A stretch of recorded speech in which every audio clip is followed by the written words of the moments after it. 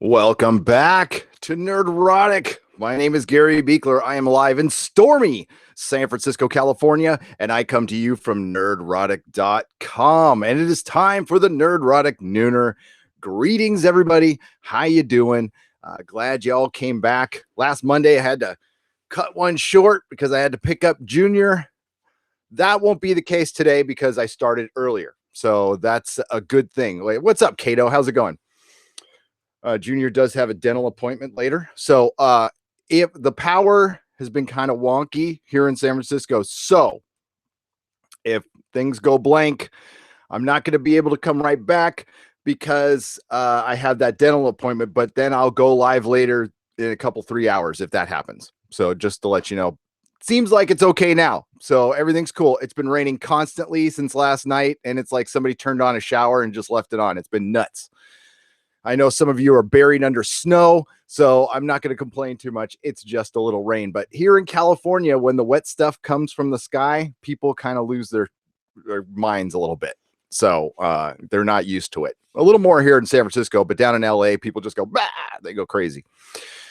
What is up, Punkster? Adam Armstrong, Dr. Meatball, John Marshall, Astaroth gives us $2 already. Hail, Gary, keep talking and take my money. Okay, I'll keep talking. Thank you. I really appreciate it. Super chats are always appreciated, but not necessary. Hit it at Nerdrotic to try to get my attention. I will try to get to as much chat as possible, weeding through the crosstalk. Guys, crosstalk away, too. That's fine. I love it when you guys... that tells me you're bored of what I'm talking about. So then I know to change the subject. Great to hear the latest almost to 40,000, says Tim Cook. Greetings, Tim Cook. Yes, I am so excited because that means a couple things. If we hit 40,000, we do the Expanse-aganza, which is going to be a live stream that's only about the Expanse. And I'm going to try to get some guests on that too. It also means a day off. My first day off from the channel. I know I don't, well, I think I put that out something every day, but I'm working on this. There's the website and Patreon and, you know, God, I got to catch up on stuff I missed last night because the power went out and yeah. Real quick to the patrons, Deadly Class review will be tonight, and then there's an Ex Machina review video I got to put up. Hello, Penn Farm Girl and Kato again. My wrenches, thank you so much. Doug34, good to see you again. Brent Newman, Richard McGow, John Marshall, Gary Shaw, great first name there. You must be very handsome and wise. Mark Lazurth, John Marshall, I might say names twice, that's fine. David Travels Through Time. Awesome. Tell me what's going to happen, but not too much. Just be vague about it. Halam899 Live, who's probably watching for the first time. Mighty Jane, JPRPH1. Punkster. What's up, Punkster? Speaking of Punksters, not that you're a Punkster. You're cool. We will talk about the swatting of Alterna Comics last night, too. I'll give you my thoughts on that. I bet you can guess. I'm not for it. I'm actually against swatting. Yes. I come out firmly against swatting. Spartan and Spartan Jeremy. We have a Jeremy in the house. What's up, Spartan Jeremy? Hail to you. Fred Flintoff. Penn Farm Girl is here. And Destiny Captain. So many names. If I don't get to everybody, I'm sorry, but I'll try to shout you all out. So today we're going to talk about Robert Meyer Burnett did a live stream. I will link it in the description, or if one of my wrenches can find it.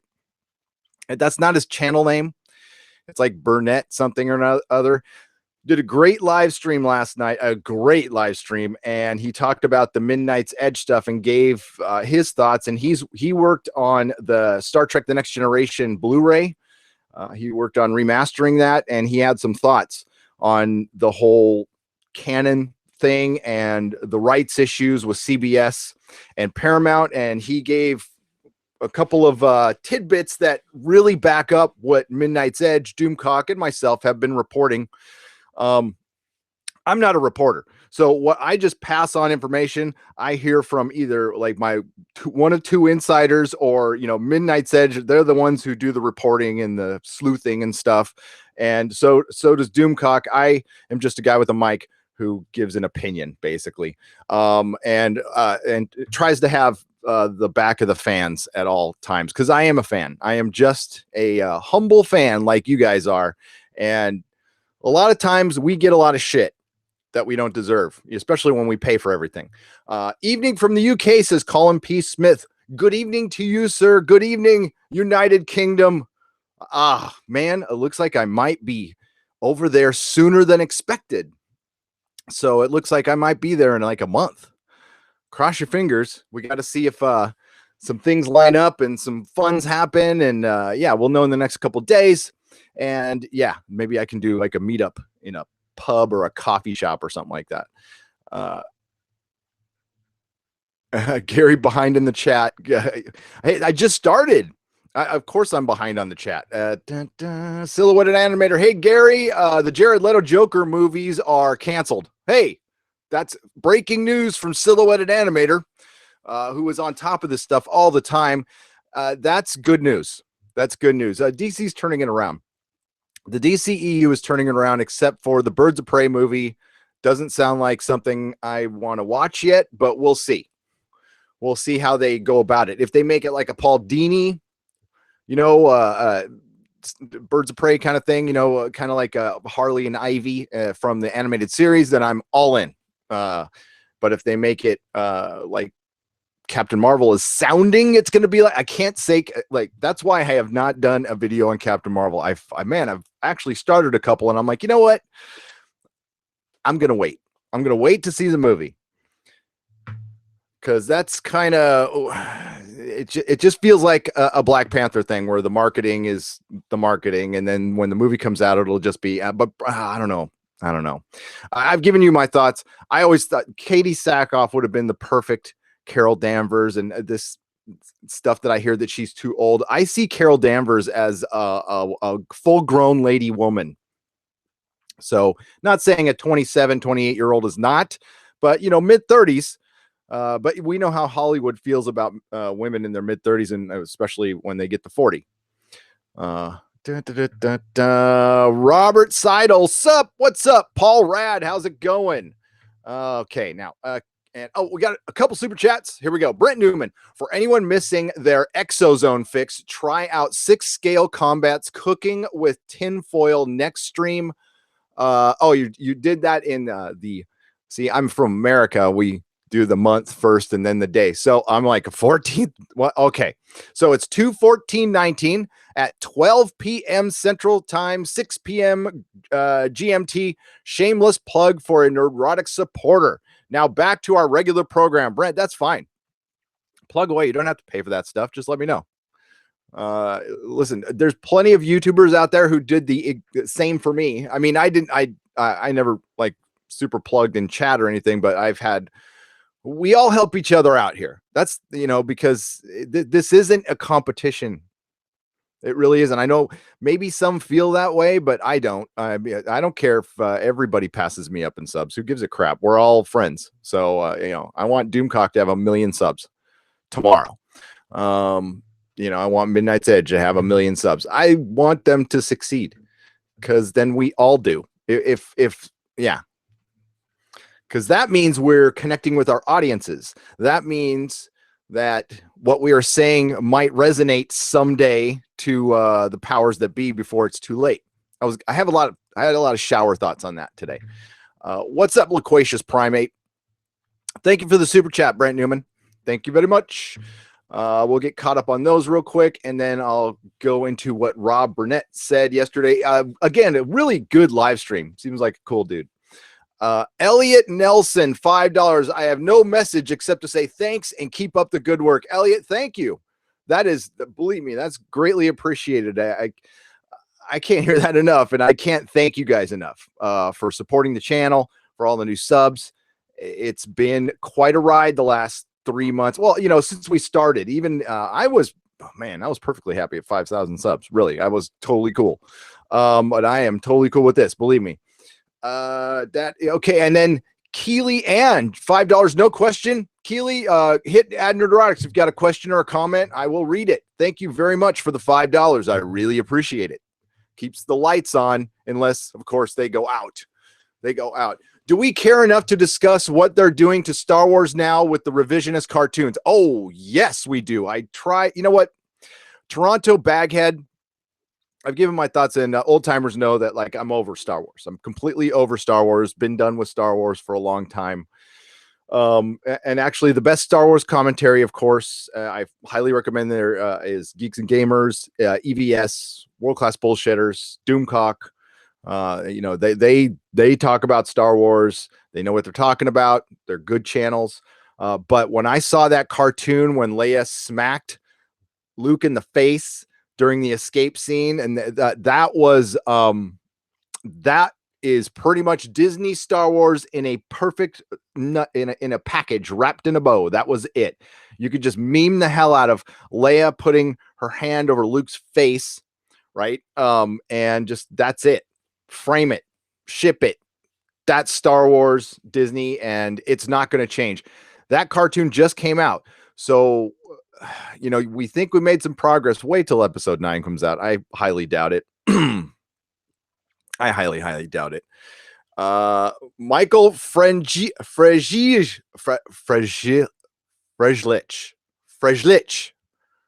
Mikhail Frejlich. I can get there eventually. Nearly 4,000K subs. Hype. Yes. I try not to watch it anymore because it could be, I'm a little OCD. I'm sure you can all tell. And yeah, it could be very unhealthy to look at your analytics every day and trip on it. So I've actually talked to my sponsor about it. So I only check my analytics twice a day.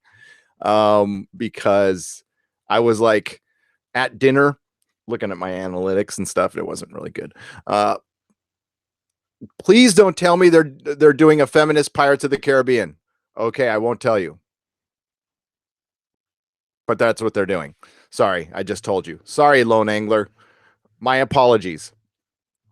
By the time that movie comes out, and by the time Doctor Who Series 12 comes out, that's going to be over. That thing is going to be so over. We're already in a new trend. Nobody knows it yet. All eyes, Aquaman got the attention of Hollywood. 100%. That was your little paradigm shift right there. And some might not like it because it gives China a little more power as far as the viewing audience, if they didn't have it already. But their power is going to become equal to the States. And this might be a good thing. I've said this before. China just wants to be entertained, and you know, they don't want to be preached at with any freaking PC stuff. And well, the BBC is going to find that out. I don't know if they show season 11 in China, but I know they back in 2007 they struck a deal with China to show reruns of Doctor Who. They say there's quite a following for it down there. I have seen no evidence of that, but I mean, like, I'm not there, so I don't know. I just have this crazy feeling that they won't like it very much. Just me. I don't know. But listen, if it steers Hollywood into just making normal, I mean, like what normal subjective, but movies that entertain. You know, last night I was watching The High Council, as I do every Tuesday. I was very proud to be on it with that Star Wars. Oh my God. Like the minute I said that Star Wars girl, but freaking super chat just drops there. Man, synergy, synchronicity. Hail Nerdrotic, just started watching The Expanse, excited to see where it goes. Ah, sweet. Hey, that Star Wars girl, I'm extending the invitation right now. Open. I'm sorry to put you on blast like this, but I'll be covering The Expanse, and I'm doing Game of Thrones recaps live after every episode. You are welcome to come on, anyone you like, to talk about it. I'd love to have you on, and we could just geek out on Game of Thrones and The Expanse. You're in for a treat. It's such a damn good show. I'm glad to see other YouTubers. I saw JP at Egotastic Fun Times trying it out too. So freaking rock on. We need more people talking about that. You know, and then and I know that Star Wars girl and JP's, those are two very positive people that probably get a lot of crap. I've seen that Star Wars girl get a lot of crap about her Captain Marvel content, which has been great. But you know, and I get it too, but nobody even bothers that we cover the Orville, The Expanse, you know, American Gods. I'm going to show you guys a picture here in a second. That'll be the next series Stars cancels. freaking so mad at stars right now. Oh, but that Star Wars girl, thank you for the $5. That was awesome. Flavius Flavius Alicanther for £2. Just Flav is fine, Gary. Flav, that's it. Right on. Excellent stuff as always. Thank you, Flav. I appreciate it. Brilliant. I love my friends from the UK. Captain MKG for $2. You're right about Doug Jones and music. STD revisit. Those are the two positives of Star Trek Discovery that I'll stick by. Doug Jones' last episode cemented himself as a real Star Trek character. I don't like his backstory. I'm not even down with his fleshy mushroom, but his acting is magnificent. And he is a shining beacon in that garbage tier show. And he is wasted on that show. And I hope that the Star Trek gods allow him to stay in it. Center when Kurtzman is gone and we have new writers, center a show, have your first alien captain, have Doug Jones be the captain. I will cover that show like crazy. Fuck yeah, Doug Jones. And Jeff Russo, he's great. He's great. So his music is good in Star Trek Discovery. And again, it's another person wasted on that show. He did Counterpart. He does Legion. He is magnificent. Big soundtrack geek here. By the way, like everybody else is already, but subscribe to that Star Wars girl. She's good people. And she was my high council, a co-chair on the high council when I was on. And that was the first time I talked to her, and it was great. It was great. Nihilist Shadow. Doug Jones is wasted on this crap. Seth MacFarlane needs to kidnap him and bring him on the Orville. Hell yes. Mark Zickery has him in Space Command. Go watch him there too. I'm loving Mark Zickery's reviews on Star Trek Discovery. They're so well done. And it's just good. It's good to have a Star Trek writer in agreement. We won't say on our side, but we'll say agreement. I've watched a little bit of Red Dwarf. It's cool. Punkster. It's cool. I just, when it was on in reruns, when I wasn't watching a ton of TV, like 10, 15 years ago, I was, running the comic store and I was watching very, very little TV. I think Battlestar Galactica was the only thing I regularly watched until like Game of Thrones started rolling around. And, I've watched Doctor Who, of course, but that was in my store. I'm so happy my non-nerd friends love the Orville and hate STD because they're smart. And that the funny thing is STD is made for normies and the normies don't like it. They're not going to pay for that. They're bored by it. So Robert Meyer Burnett did a live stream last night and he gave some, actually it was Tom who gave me the heads up on this. So thank you, Tom from Midnight's Edge. Subscribe to Midnight's Edge After Dark, subscribe to Midnight's Edge. You notice I do a lot of shout outs. I like to support channels. They've Midnight's Edge and Midnight's Edge After Dark. Well, Midnight's Edge After Dark and Tom have shouted me out like a million times, and Rob. And listen, I'm super grateful. So I will always shout them out. Please check them out. They did a really, really good job on this video. This is their best video, in my opinion. This is their best video. So Robert Meyer Burnett has worked on the special features for Star Trek. I'm going to really nutshell this story. He had the cast of The Next Generation at a 25th anniversary convention in Canada or something like that, and they had to sit down and they were filming it and they were doing interviews and stuff, and they had a big group chat with the cast, and the cast, while they were just sitting there chatting in between takes and stuff, started musing what would a Next Generation show look like in the JJ universe, and they just started musing on it and and riffing and spitballing, and they filmed it all, and Robert Burnett was like, man, this is great, I can't wait to put it in.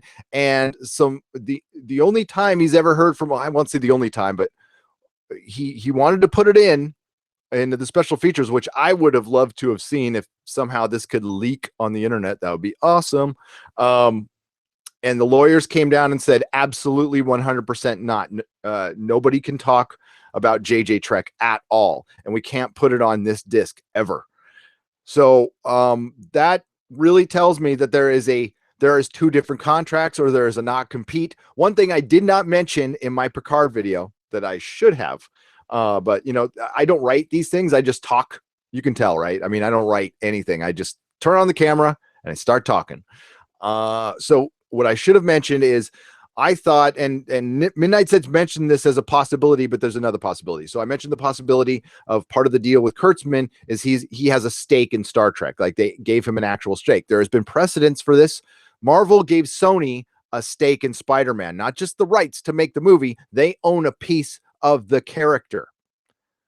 Follow me on this one because this is all going to wrap up into I got some insider information. So but I also didn't mention that Midnight's Edge did mention that there's a non-compete. So Les Moonves did not give a crap about Star Trek.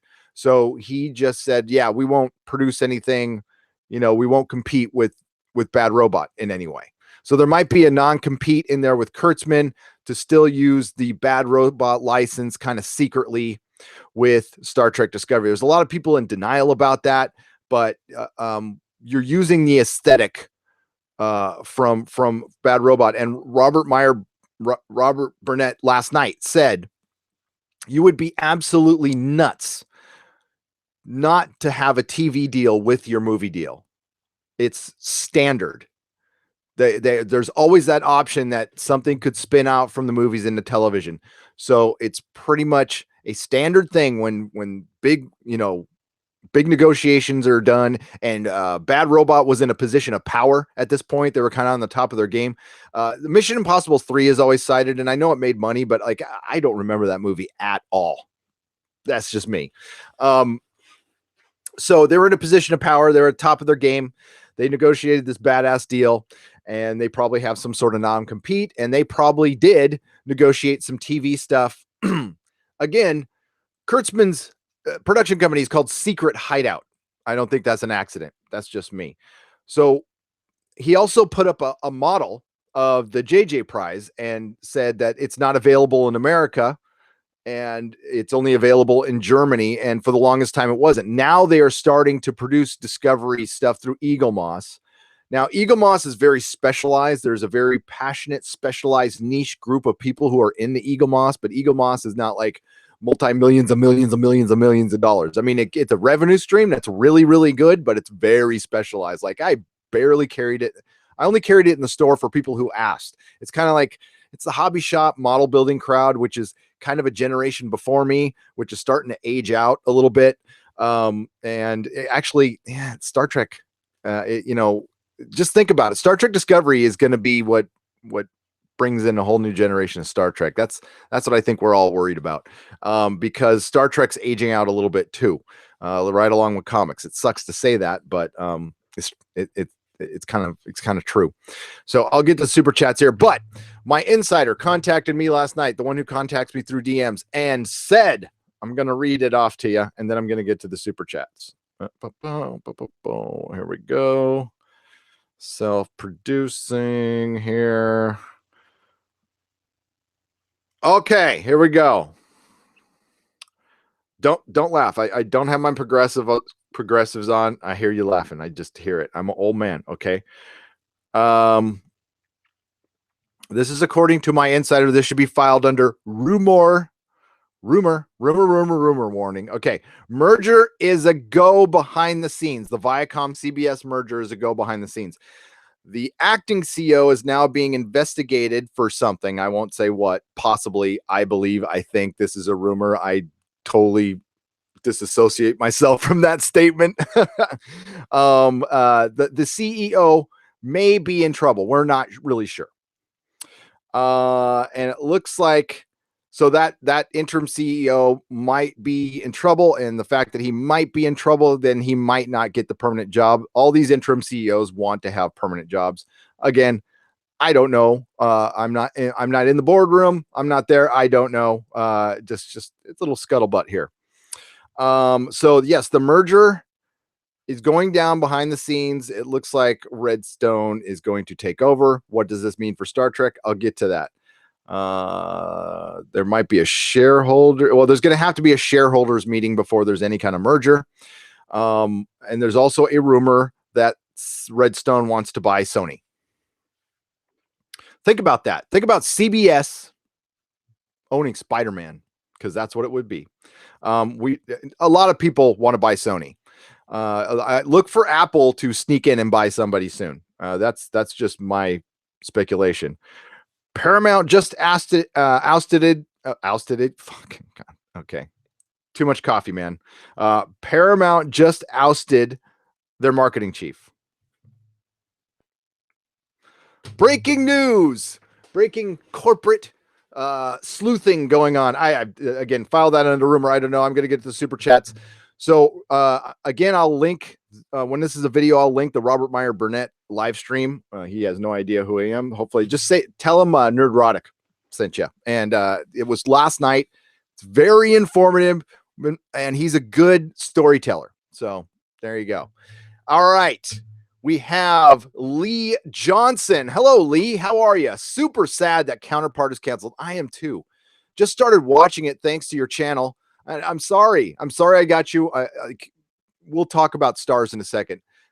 Enjoy it, though, because they are shopping it around. And Jeff Bezos, wouldn't a show that has like Prime is a Prime part of the show really fit on Amazon Prime? Just saying. Love your work as well as the work of many others here on YouTube. Thank you, Lee. Thank you so much. And me too. So many people do fine work here on YouTube. They work their butts off. And yeah, and I know they're having fun. Chris Danalion. Danilon. I'm going to get that. Tell me how to pronounce that. Sorry, Chris. 20 Canadian dollars. Hi, Gary. When will we find out ST is canceled? Also, The Expanse rules. Watch it on Prime Video. Yes, The Expanse is available all 3 seasons since February 8th. Watch it. You will be happy. You will be very, very happy. Sorry, hang on. I got a message from my oldest. I thought it was something important. He just gave me some sports news there. He's a fan of the sports ball, that kid. I thought it was something important. Thank you so much, Chris. Star Trek Discovery, I think we'll find out if it's a go or if it's canceled in the next 3 weeks. That's my best guess. They're waiting for Spock to roll in. But next episode looks like they're going to be doing introducing Section 31. And I think it's Secret Hideout trying to keep their job, to be honest with you. Okay, and The Expanse does rule. It does. Thank you so much. Captain Spire, $5. Video games, movies, products, and now our beloved franchises. How can these people expect to make money while insulting their core buyers? Well, they felt emboldened by it, Captain Spire. They really did. They for some reason, they just thought it was time they thought that would work. They thought, the kids really like the politics and they really like being insulted. That's, it's unusual, but we'll try it. And they did, and they're failing. But they're also, they feel, I think it's just true feelings coming out. They've always felt this way. The creatives, the people behind this, they don't have a ton of respect for fans. And wow, that is obvious, but they used to fake it a little better than they do now. But they're going to learn it. They're going to learn it because we're going to stop buying this stuff. And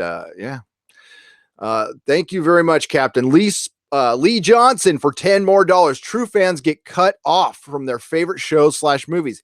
Can't have real Star Trek or Star Wars. Even fan films are severely limited. WTF. At least we have the Orville and the Expanse. That is so true. We have those 2 shows. They are not about to get canceled. They're both actually pretty damn healthy. And the Expanse, my guess is it'll be out in June unless they wait for the fall. And man, that week off of Orville, who felt that? I did.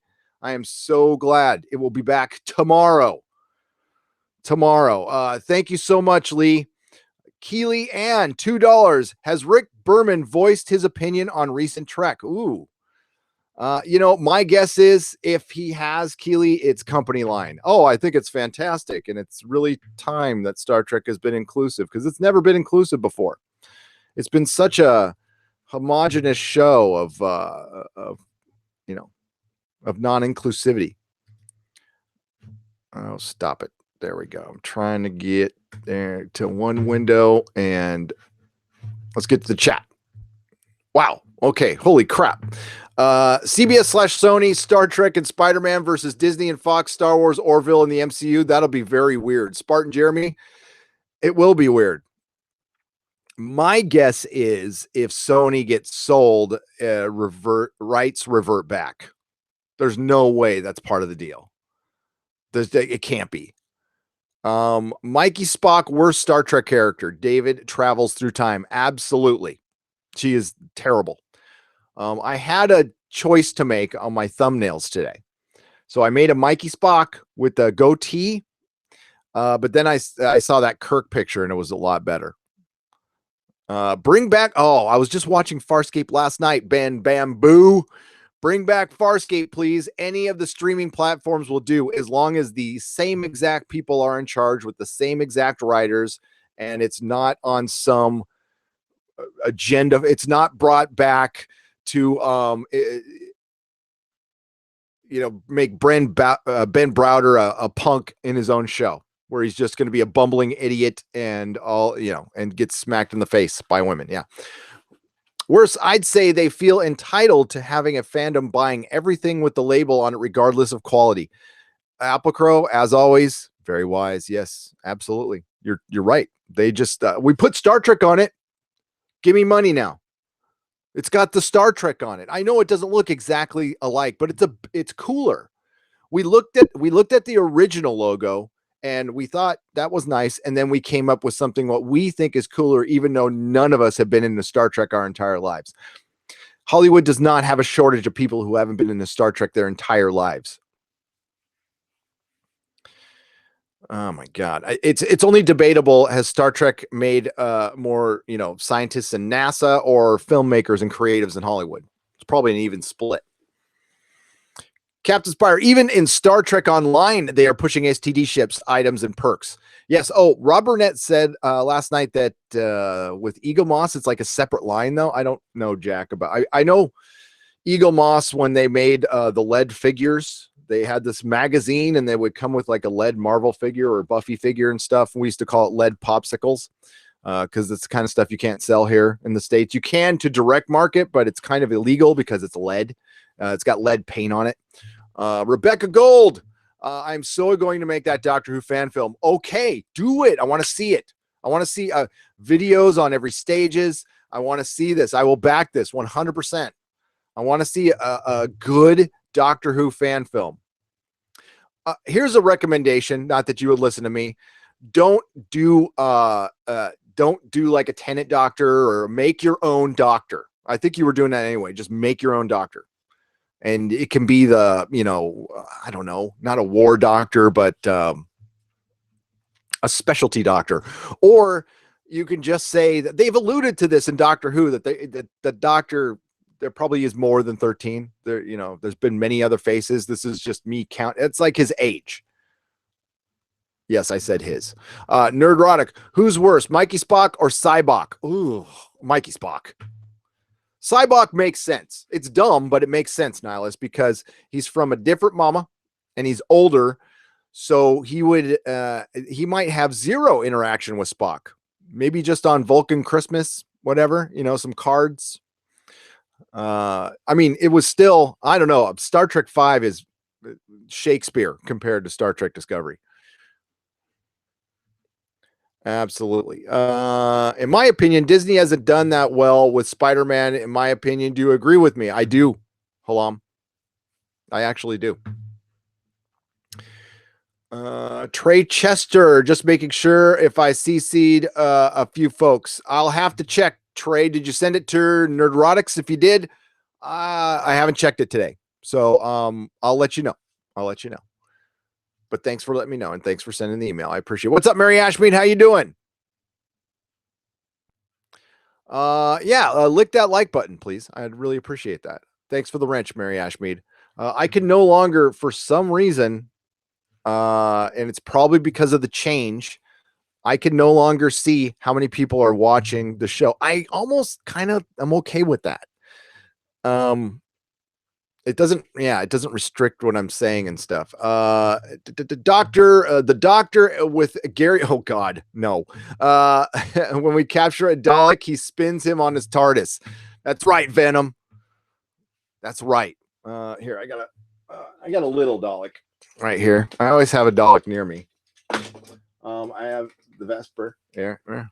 This is valuable, man. You got to do the build a figure with this one. And yeah, it was a pain in the ass to find. It was a wow, that's great. That's brilliant. And it's just little old me alone in my house. My dogs are asleep out there. It's I'm looking out the window. It's dumping rain right now. It is crazy. Neon Visual, what is up? Space Thrones Discovery cancellation is coming. I believe so. If my insider is out there watching, I'm getting all kinds of stuff right now. I got my son talking to me about trades. What is it? Joe Flacco has been traded to the Broncos. If anybody cares. And oh, here we go. He is watching. What's up, my man? What's this say? Okay, I'm gonna post this up. We got a little shareholders. This is just what he was talking about. Oh, that's awesome. Yeah, I hear a lot of people give Midnight's Edge and Doomcock and myself a lot of crap. Well, I'm not reporters, but I'll say it again. Midnight's Edge does their homework. Okay, they really do. They probably yeah, they do. CBS shareholders. I got to know what the Google here. Shareholders. Talk amongst yourselves. Here we go. This came out a day ago. Okay. Spider-Man Into the Spider-Verse won a BAFTA over just while I'm going in the news. This is how my brain works. I just saw an ad for the Spider-Verse. Won a BAFTA over Incredibles 2. I don't know how I feel about that. I wasn't super duper crazy about Incredibles 2. I didn't like how they treated Bob in that. I thought they kind of, well, I mean, for lack of a better term, kind of cucked him out a little bit. And I mean, I like the focus on Elastigirl, and they just reversed the story, but they didn't reverse it right because Bob really didn't help that much. He was just kind of a moron in it. But it was still, I mean, it's still Pixar. It is still the highest quality animation. And yeah, I kind of liked Into the Spider-Verse by itself, but the animation was not good at all. It can't even hold Pixar's jockstrap. Okay. So I don't know. Those are the BAFTAs, I guess. By the way, the BAFTAs did give an award to Doctor Who, which I'm going to be talking about in a second. Thanks to Dougie J for passing that on to me. All right. You guys can all see this. Okay. So my insider yesterday told me that there was going to be there it is right there. $200 million in stock sales in alleged fraudulent scheme by management. Whoops. Okay. Well, by the way, guys, according to my attorney, and yes, I have one, allegedly does not absolve you from any kind of, what is it? If it's in print, it's libel. I can't remember. I learned this from Spider-Man. It's slander if it's spoken, and it's libel if it's in print. Okay. So that doesn't absolve them, by the way. So I'm going to say, in their opinion, there is some fraud going on. Okay. A shareholder lawsuit filed last summer against CBS and several of its current and former leaders have been amended to charge that $200 million in stock was unloaded by insiders who knew the company would face serious exposure in the second half of 2018. Really? I wonder why. The share sales were limited to capitalize on CBS's inflated stock price before defendant Les Moonves misconduct and pervasive sexual harassment that permeated the company was revealed to the market. So they knew. Now, they knew. They got out of there quick.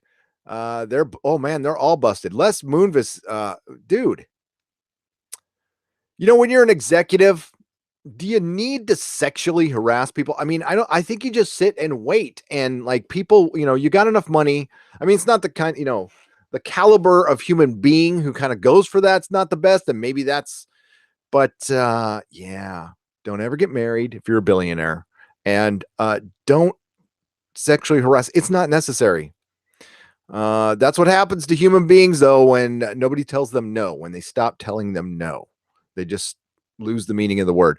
The suit says the company declaration of a zero tolerance policy against sexual harassment and other public assertions were contradicted by Ronan Farrow's New Yorker expose and later the New York Times report amounting to a fraudulent scheme led by shareholders Gene Samet and John Lance. The putative class action suit named CBS as well as ex-CEO Moonves, acting CEO John Laniello, and former chief accounting officer Lawrence Lighting, now head of China operations, not for long, and former CBS News chief David Rhodes among defendants. Sherry Redstone, head of the controlling shareholder National Amusements, is also named as a defendant. Originally filed last August in the U.S. District Court in New York's Southern District. It was amended Monday to reflect a more comprehensive scope. The suit focuses on a class period from September 26, 2016 to December 4, 2018. During the span, CBS shares hit an all-time high of $69.36 in March of 2017 before dropping to $51.35. They would plunge to $41.35 later in December 2018, but have since recovered to trade above, well, not, dude, they're still way down in a recent session. Yeah. They just had the Super Bowl. They just had a record AFC championship and the Super Bowl. I wonder what's dragging them down. Well, I mean, interim management doesn't make people feel great about a stock. CBS was steeped in a culture of sexual harassment, intimidation, and retaliation. By late September of 2016, the complaint alleges company officials and directors had evidence of systematic issues, not just pertaining to Moonves, but also the CBS News and other operations, including certain primetime and late night series, as well as joint ventures such as the CW. Oh, no. Harassment cannot be happening at the CW. Oh, no way. And cable network pop. The lack of transparency encountered by executives and board members, the suit says, caused CBS shares to trade at artificially inflated levels, benefiting insiders who get rid of shares before hashtag #MeToo allegations started piling up. CBS has placed clear policies and procedures relating to CBS stock sales by senior executives by the company. CBS responded. Yeah, of course, they're going to go, we never did anything, and we're all really good now, and we keep our hands to ourselves. Here's the deal with the Me Too stuff, and every single company, every production house, every actor, every actress, every creative in Hollywood. There's a story on, I'm going to say, 95% of the people in Hollywood. So I think Redstone, Sherry Redstone, had a lot of information, asked Les Moonves to leave. He wouldn't leave. And then information got out. Why? Because he was probably really obnoxious about it and didn't care because, well, a lot of people were obnoxious about it and didn't care up until very, very recently. That was the culture in Hollywood. So honestly, this kind of stuff could end every corporation, production house, post-production house, everywhere in Hollywood, because the culture, I mean, I worked in a couple places. Now it wasn't like a mass, I never saw any, ass grabbing or anything like that. But as far as just like overworking people, asking to do overtime that's illegal, I mean, that crap's going on all the time. So yeah, you could end this thing, and it looks like it's being used. For one, it's changing the culture that needs to change. Of course, we can't be doing that. But they're also picking and choosing, because, like, really, I think it could end everybody, and Hollywood might not exist anymore. So, and I think this might be a case of it might have been targeted, and now it's just spreading. And how do you what do you relate it to? Well, let's relate it to Game of Thrones, because the children of the forest created the White Walkers to fight the first men, but then they couldn't corral them in when they were done, and they became basically an entity on themselves that they could not control anymore. And that's what this kind of is. So yikes. And how does this relate to Star Trek? Well, it's not good. Star Trek Discovery is on the bubble anyway. And it is my opinion, by the way, Neon Visual, thank you again for the super chat. It is my opinion. The only reason it's still around is to save face, period. There's no other reason to keep it around. They went out and said, hey, we got the first black female. Oh, it's not the first black female in Star Trek. We got the first black female captain. Oh, she's not a captain. We got the first black female first officer on a show that comes on a streaming network on a Thursday night in 2018, 2019. And then when you do stuff like that, sometimes they suck and you got to cancel it, like I've said in my previous video. And then you got to save face and spin it, or find a way to, I don't know, have a spin-off so you don't look as bad, and you end up losing money. And that's the whole get woke, go broke. That's, get woke, go broke 101. You go out, you make all these announcements to score brownie points with people who generally don't buy stuff. And you get a couple of tweets. It's completely forgotten in a couple days. And then you're left with the bill. And it's a big effing bill. Look at what Patreon is going through right now. Doing my research on that, guys. I'm sorry it's lagging on it, but the more I look into the CEO of Patreon, I wish he would shave his beard. That's all I'm saying. I mean, not that I'm going to get rid of mine, but like some bearded guys are freaking idiots. Jeff Taylor, $5. Nail on the head. Trek 5 was garbage until Star Trek Discovery. Hell, Spock's brain is a masterpiece compared to any disco episode. Damn straight, Jeff Taylor. Thank you for the $5. Brandon Braga, Rick Berman. I am sorry I've ever said anything bad about you guys ever. Please come back. Please. I'm sorry. I will write that. I will write you a letter with a little heart on it, a little apology letter. And buy your kids Christmas presents. Will you please come back? I'm sorry. I used to give them so much shit. Okay. Here's one of my shower musings today. What if there was a YouTube in the 90s? Okay. Now it couldn't be YouTube. So say somebody got smart and they networked all the cable access shows on one. So part of your cable package is you could see cable access shows from all around the world. So that's kind of your version of YouTube. What would be like the equivalent to Star Trek Discovery or Star Wars in the 90s? I think Michael Bay would get a lot of shit. Huey Bold. I'm trying to think. Who did people, and this is prior to the prequel, so there would be nothing but love for George at that point. What did nerds hate? Well, 90s Marvel, there would have been a lot of comics, like there would have been channels dedicated to the Clone Saga. But yeah, it's just, stuff I think about that I should probably use my brain power for something else, but why bother? Thank you, Mary Ashby. Nerdrotic.com is my website. That's where I have a live stream schedule. My hero with the beardo. What's up, Jess Reed? How you doing, man? Thank you, Michael Green. Wow, 654. That's brilliant.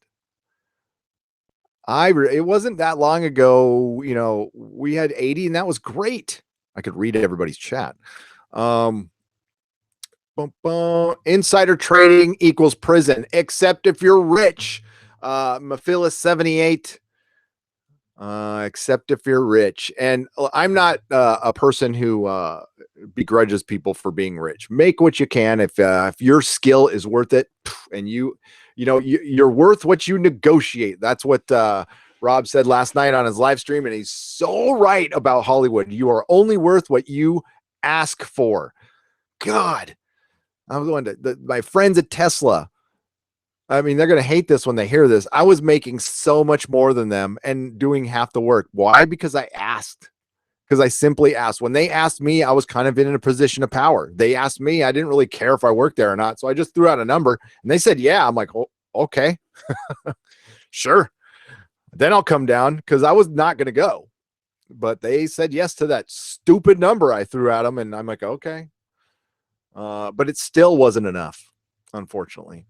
What did Doctor Who win at the BAFTAs? Okay, thank you. 8-Bit Snake Boy. Let's get to that right now. They didn't win anything. Let's make that clear. They made up an award. Now it's a legit charity, and I don't want to throw any shade on the charity. Okay, I don't want to sound like I'm throwing shade on a charity. I don't do that. Although you guys know this, every charity you donate to, really research it, because a lot of them give pennies to the actual people who need it. Honestly, the best way to give to a charity is that you can drive down to there's homes for battered wives, abused children. There's rehabs everywhere in your town, in your city, that you can just drive up to and give them a basket of clothes or food or money. But as far as like, yeah, you just got to watch it. Like the one I know that is legit that I give to is Autism Speaks. Okay, let's do this real quick. Talk amongst yourselves. It's going to be the Doctor Who news. All right, so I don't know if any of you sat through the interview with David Tennant. David Tennant, listen, if Jodie Whittaker, I'll be honest with you, if she had come off the way she came off in that interview, I mean, she said a couple of really, things I don't agree with, but whatever. But she came off kind of funny. And I'm like, where's that? Where was that? I mean, I don't think I would have been won over. I don't think she's doctor material at all, but she certainly is charming enough. But it doesn't really resonate to the screen. So now I understand why she gets jobs. She's probably a really great interview and good at certain stuff. But as far as actual execution, I don't know. Okay, so Doctor Who won a BAFTA for guess what episode? Oh, actually, I have a stupid bookmark for her. Oh, God, I don't want to. I hate that we got this covered website because it's just full of crap and videos and here we go. Doctor Who Visionary BAFTA.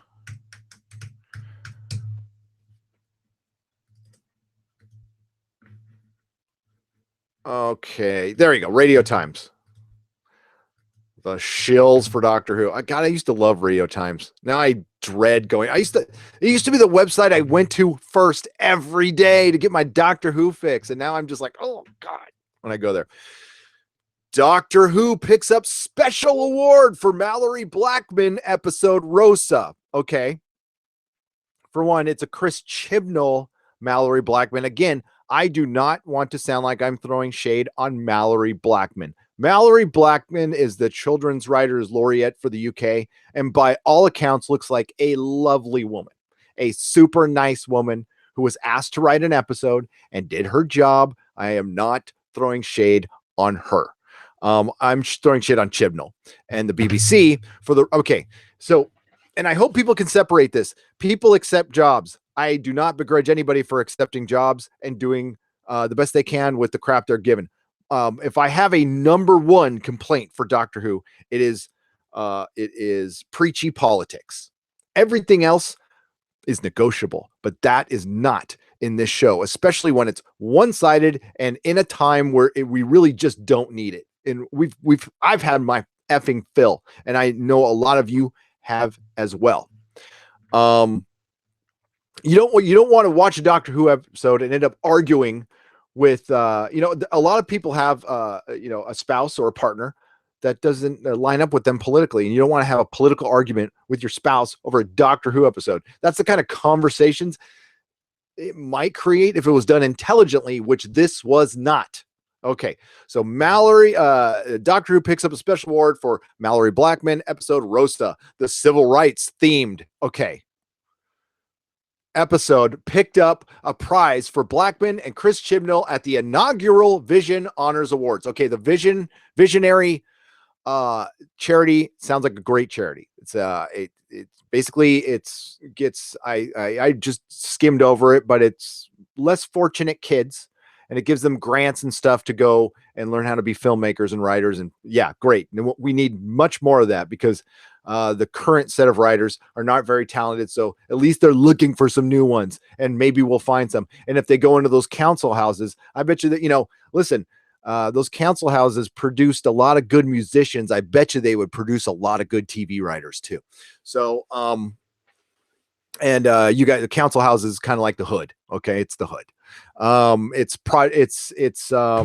not it's affordable housing. Okay. We have tons of that here in San Francisco. Actually, that's the one thing San Francisco does right. They don't block it off into one part of town. They spread it out, and that kind of works. Doctor Who's latest series has picked up a prize for the inaugural Vision Awards this week. With last year's Mallory Blackman and Chris Chibnall penned episode Rosa, honored for making a positive social impact. Starring Vinette Robinson as the real-life civil rights icon Rosa Parks, alongside regulars Jodie Whittaker, blah, blah, blah, blah, blah, blah, blah, last autumn. Oops, I hit my mic. Now in the first award show for the Visionary Honors organization, a group that describes itself as UK's first social impact and entertainment and media awards that aims to be the catalyst for social change, inspiring teenagers and young adults aged 16 to 34 via art, media, and entertainment. Listen, again, I think there's probably a little indoctrination going on there. I don't think it's going to be, I think it might be political. I didn't dig far enough, but I saw some really just entertainment based backing, which is fine. My guess though is there probably some political stuff, whatever. That's not what I'm talking about. I'm talking that they again, I could be wrong. If there's a Visionary Award next year, okay, but this isn't the first time. Now on Friday, I'll when I dig the evidence, I'll find, because I have seen awards like this pop up before, and then you never hear from this organization again. Rosa was written 100% to win awards. It was not written to have an impact on society. It was not written to create conversation. It was written to make money and win awards. That's why you write any TV show. And they knew they were going to be on top 10 lists and win awards. And that's why they didn't put a lot of work into the actual episode. Again, I'm not throwing shade on Rosa Parks. I'm talking about an episode of television that was not very entertaining. And those of you who watched it know what I'm talking about. The doctor did nothing. She was a bus driver for her companions. They went to 1950, the South, what they call the Deep South. The Deep South, because it wasn't just the South, it was the Deep South. And in 1955, Ryan promptly gets off the TARDIS and gets slapped for the color of his skin, and for picking up a scarf for a woman. And they find a bad guy who looks like Fonzie, who wants to stop the incident on the bus because reasons. Because he's a space racist. They alluded the fact that he sold his booty to get Captain Jack's vortex manipulator. Yes, if you go back and watch that scene, he says something to the effect of, "You'll be surprised what you can trade in prison, in galactic prison." Well, we know what he sold his booty to get a vortex manipulator, which somebody just had in prison that wasn't using. I couldn't have got them out of prison or anything. So yeah, whatever. So he used that to get to Earth to stop her. We never found out his motivations. The only thing he said was he was a space racist, and it all started here. No details on that and they alluded to the fact that basically there was segregation across the universe until Rosa Parks did that on the bus, and then it had lasting effects. They named an asteroid after her, but the doctor only witnessed it. So she sat down and witnessed it in the bus, witnessed the bus driver, and that's it. That's it. So nothing happened in the episode. When you take on an episode like this, and then they were afraid to write it with any details. That was pretty much, they could have done a better job, in my opinion. You take on an episode like this, you really try to maybe take your time, approach it intelligently, so you don't disrespect and look like you're exploiting Rosa Parks to, I don't know, win an award. But that's what they were doing. This was Listen, God, the one thing that's great about being an AA and an NA is it's basically going to life school, and you get to you know, when you go to AA and NA, it's not about getting better. It's not about it's not self-improvement. It is self-discovery and being able to just stop drinking. You're not going to necessarily become a better person when you stop drinking. A lot of people don't. But life does get better. But what you recognize is a lot of flaws, because you work on it all the time. You have a sponsor, you're doing gratitude lists, and you're doing inventories constantly, and you just find out like we are, man, super flawed person here. So sometimes you speak at a meeting, and believe me, I'm getting to a point here, and the kind of story you tell reflects what mood you're in that day, whatever. So usually when you speak at a meeting, you're supposed to tell them where you were, how you got here, it's like what happened to get you to AA, how'd you get to AA, and what are you doing right now, like how's your life right now. And you tell kind of a war story. You go, man, I was drinking like a freaking maniac and doing drugs and getting in trouble, and then my life got better. I know. But that's not necessarily the kind of story you're supposed to tell. And sometimes I've been guilty of this too. You want to tell the story, and you want to tell the story that makes you look the best. Though it's not really what you're supposed to do. You're supposed to tell the truth. And hopefully it shows the newcomers that life does get better, and they hear the story of like how crappy I was and then how much better life is now. And it maybe inspires them, whatever. Doctor Who wrote and did this episode of Rosa to make Doctor Who look good, not to have a conversation or have a social impact. That's what they tell themselves. But most, I would say all of us here in the chat, all of us can see through your bullshit. Okay. So that's why you shouldn't do something like this. And, we get the retort back. How can the conversation of racism be a problem now? It's not.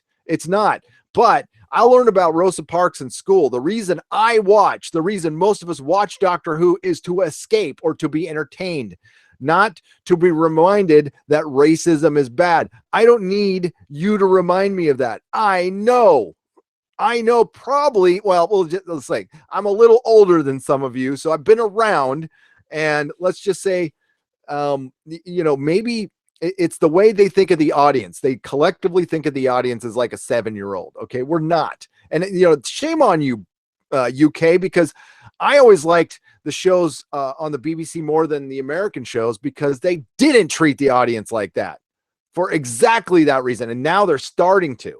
So I don't know, whatever. That's winning the award is great. Mallory Blackman, give her an award. By all means, again, she looks like a really nice lady, so no shade on her. Chris Chibnall, BBC, exploiting. That's all this is. That's all this is. It's how can we keep our property around longer? They were out of freaking everything. They were at the last straw. So they're like, okay, let's finally make the Doctor a woman. That was it. It was their last straw, because this show was done. And because it's expensive. I mean, they can't make it every year, and it's not because Chris Chibnall can't write an episode. I mean, it's not like he's doing post. He can write. Expanse comes out every year. No, it's because they can't afford it. That's what they said. I also think they wanted to take a year off, because I'll get to the chat now after that big long one. But yeah, it's just, you see through their crap, and they're exploiting Rosa Parks, and it's like, shame on you. Come on. And then they go, you didn't like Rosa? Well, obviously you're racist. It's like, oh, God, shut up. And it's just the latest in line, latest show to do this. I'm not the first YouTuber to talk about this. I'm not going to be the last. This isn't going to be the last it might be the last franchise to talk about it. And it's just, God, it's tired. It's so tired. You want to do something interesting and new? Well, then create something interesting and new. You want to keep your 55-year-old franchise alive. You do have to have some connection to the past. This is the one franchise that does not mind change, but this was more than change. This wasn't just change. It was change for change's sake. It was also agenda, and it was also very, very poorly executed. You have those three, it's done.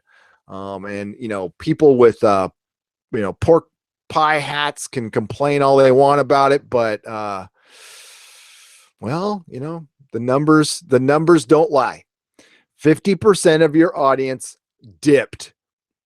I don't care how you spin that. 50% of your audience dipped.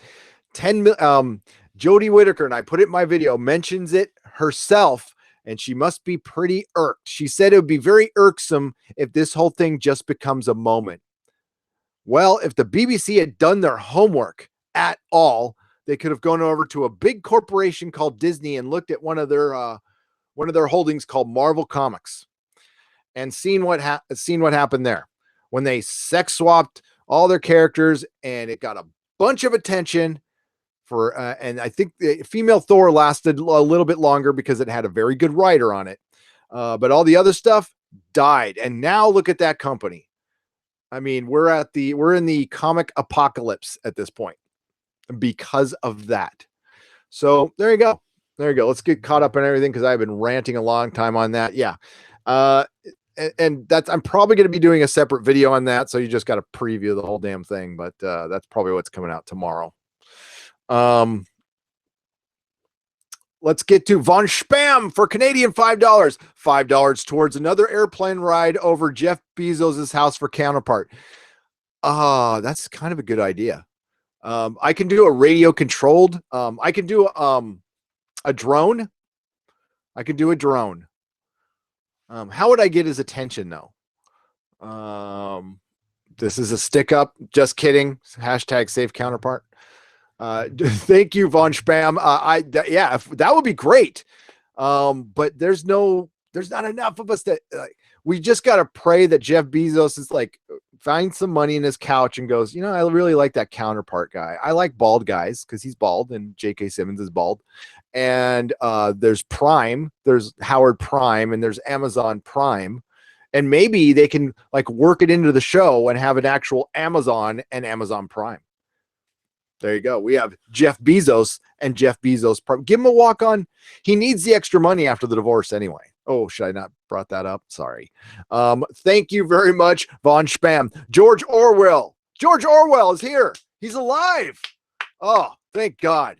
We need you more than ever. $10. In your opinion, why hasn't Star Trek come out with storylines that happen after Star Trek Nemesis? Why only prequels? Well, they have, George, but it depends on whether we count it as canon, because Star Trek Online has been handling post-Nemesis stuff, and by all accounts, I have not gone on Star Trek Online. I am going to start. I'm not a big video game dude, obviously, because I like creating and stuff, but I got to dip in there now. It's weird. Through my disgust with Star Trek Discovery, my Star Trek fandom was dormant. I loved it. It was great, but it was dormant. It had been a long time. And I feel the fire of my Star Trek fandom coming back, and I'm thankful for that. Oh my God, I shouldn't be. So, I went on eBay. Yes, I shouldn't have done this, but I found basically a bag of loose Star Wars figures for $40. I was like, choo. More stuff for the wall. I'm going to be rotating more TV stuff into the wall in the back. That's happening right now. I don't know where the hell I got there from there, but thank you very much, George Orwell, for $10. Neon Visual, I've already read yours, but I'll read it again. £2. Space Thrones Discovery cancellation coming. Cancellation is coming. Damn straight. We will talk about Game of Thrones a little bit just because I'm excited about it. I don't have really any news. I'm just excited about it.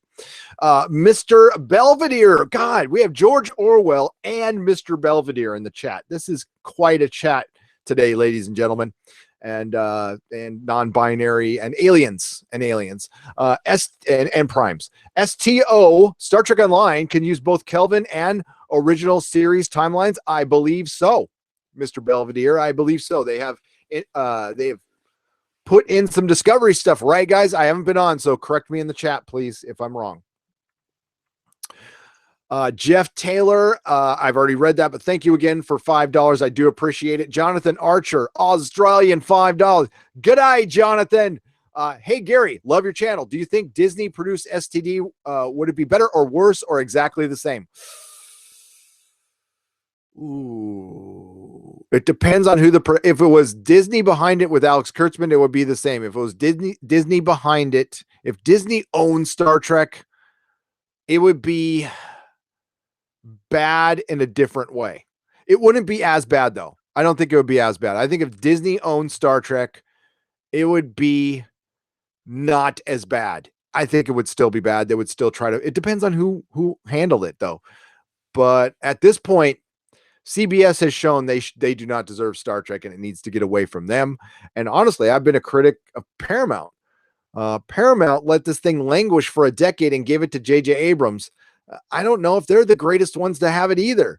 I wish a production company like Anonymous Content would take over Star Trek, or I wish somebody would just get Aaron Shankar or Ronald D. Moore. Well, Aaron Shankar's working on Expanse, so no. But Ronald D. Moore to run Star Trek. Ronald D. Moore. Thank you so much, Jonathan. Well hung and done. What's up, What's up, man? Thanks for the £5. We should capture Jack Conte and Jack Dorsey and make them shave each other, ban each other from their platforms, or mate each other while we film it. I love the shaving each other with a Gillette. Yeah, Jack Conte and Jack Dorsey shaving each other with a dull Gillette while they're filming it on Twitch. That is brilliant. That's freaking brilliant. Oh, by the way, before I go on, I got to get the camera on me here real quick. Peter Davison, are you there? Are you watching? Peter Davison and your lovely mother, Mrs. Davidson. I received the koala. Yes. It's fucking giant. This showed up at the salon and FedEx didn't know what the hell it was, so they wouldn't give it to us for a couple days. And I got my koala from Australia. That's freaking, it's huge. So I gave my my shield, and that's where he'll stay. I love gifts. So cool. So thank you so much. That really impressed my kid. My kid, I don't know. There's some days I think my wife and kid don't think this thing is real. Some days I don't think it's real. But thank you. Australia. We love you. Mr. Twisted 72, award shows are self-serving and agenda-driven. Yes, they're circle jerks. They're essentially circle jerks. Mr. Roboto, $2. But Gary, Space Racist is so award-winning. I know. They were in there and they were going, we're going to win an award for this. I mean, do we have to, we're under the gun. We have to write other episodes. I mean, this one's in the freaking bag already. I mean, this is going to be on every top 10 list. This will be on IO9's top 10 list, Mary Sue's top 10 list, Vulture's top 10 list. Am I missing anything? Vice, New York Times. Yeah. We don't need to write anything, just Space Racist, and we'll go on to the next one. Mr. Roboto, thank you again for $2. Who and Trek will be kept alive by Netflix? Well, who's not on Netflix? It's on Amazon Prime. I love Amazon Prime, but more people were watching Who on Netflix, and I think more than the 50th anniversary, I think the combination of David Tennant and then it appearing on Netflix in 2010, I want to say, that is what made Doctor Who extremely popular in the US. Not just niche popular, extremely popular, captured a generation of kids who will always know David Tennant and Matt Smith as their doctor. So they have that going for them. They do. They had a ton of kids watching Doctor Who. Now, I know there's Capaldi backers. I am one of them, but it really wasn't a great way to capture kids, and they really screwed themselves this time. All the boys have dipped. There are no little boys talking about Doctor Who. Peter Davison was right. They took away a role model for little boys to create one for little girls when they could have just kept one for both. And in Jodie's words, a woman can be a role model for a boy too. A lot of boys love their moms. Okay. So, yeah, It doesn't mean there's no gender specific for role models, but you didn't need to take one away either. That's all I'm saying. So, but you did. And then that was it. It was a political decision to take something away from the boys and give it to the girls. And then we can high five each other, male tears, give ourselves awards. And again, it's just a moment that passed a long time ago. It's tired. Yeah, they really made a huge mistake with that year delay. That is a major mistake. Despite the 50% drop, there was still there was still an ounce of momentum there. I mean, it's gone. It is. They will never, ever get that back. As a matter of fact, a little later, I'll check Lucy Jones's Twitter and see if she's tweeted about Doctor Who since her article. My guess is she hasn't, because she's a new Whovian. She's the new fan that they wanted. Chris Persia, I'll be honoring Brie Larson by not watching her movie. Yes, exactly. Because guess what? Captain Marvel, Brie Larson, Marvel Cinematic Universe, you're going to need men for that movie to succeed, because guess who the majority of people going to that movie are going to be? Men. Guess who the majority of people who have ever purchased a Captain Marvel comic are? Men. Guess who kept that? I will tell you right now, Miss Marvel, that bikini one that they don't talk about, I have her complete run right in this box. I bought them all off the shelf. I have read them all out of, I know Captain Marvel and Miss Marvel. I know the lore, and I'm just waiting. I'm waiting. I will spill when the movie comes out. But I know Captain Marvel because she was actually one of my favorites. She was. There's a weird reason for it, but I dug it. I dug the art. I dug the stories. She always, yes, almost every issue, her uniform was half ripped off, and maybe that was part of the reason I liked it. But there you go. I know my Captain Marvel, and we'll see how it is. But you're going to need dudes. You know how many? You know what the percentage of dudes was when Miss Marvel was out buying Miss Marvel comics? Somewhere around 96%. So yeah, you're going to need them. You're going to need them. I'm just going to go off the top of my head based on when I sold my store 5 years ago. I was a pretty friendly store. I was a kid-friendly store. People felt comfortable in my store. Here in San Francisco, one of the most diverse cities in the country, we had a good mix of people. I tried my ass off to get more women buying comics. I was even flirting with a sexist discount. Yes, I was like, I'll give women a bigger, like a 5% more just to get them reading comics. I decided against it, and I did a discount for kids because I thought it was more important for kids to get the kids reading than women. I think I'm sorry, women, but there's been too much focus on you to get you in comics, and they've completely looked away from children, and now they're about to die from it. So the percentage of women, after me trying for 7 years to get it up from, I had 300, I always hovered around 300, 400 subscribers. When I started, there were 0 female subscribers. When I left, 30% were women. And that was because, lack of a better term, balls of the wall. I really tried. And we had kids in there too, tons of kids. We had kids coming in on Saturday. We were doing birthday parties. We were doing tons of shit. That's on the retailers, by the way. The retailers' biggest mistake was they thought they were Field of Dreams. I put up a comic shop and you should come now. I should not have to put any work into it.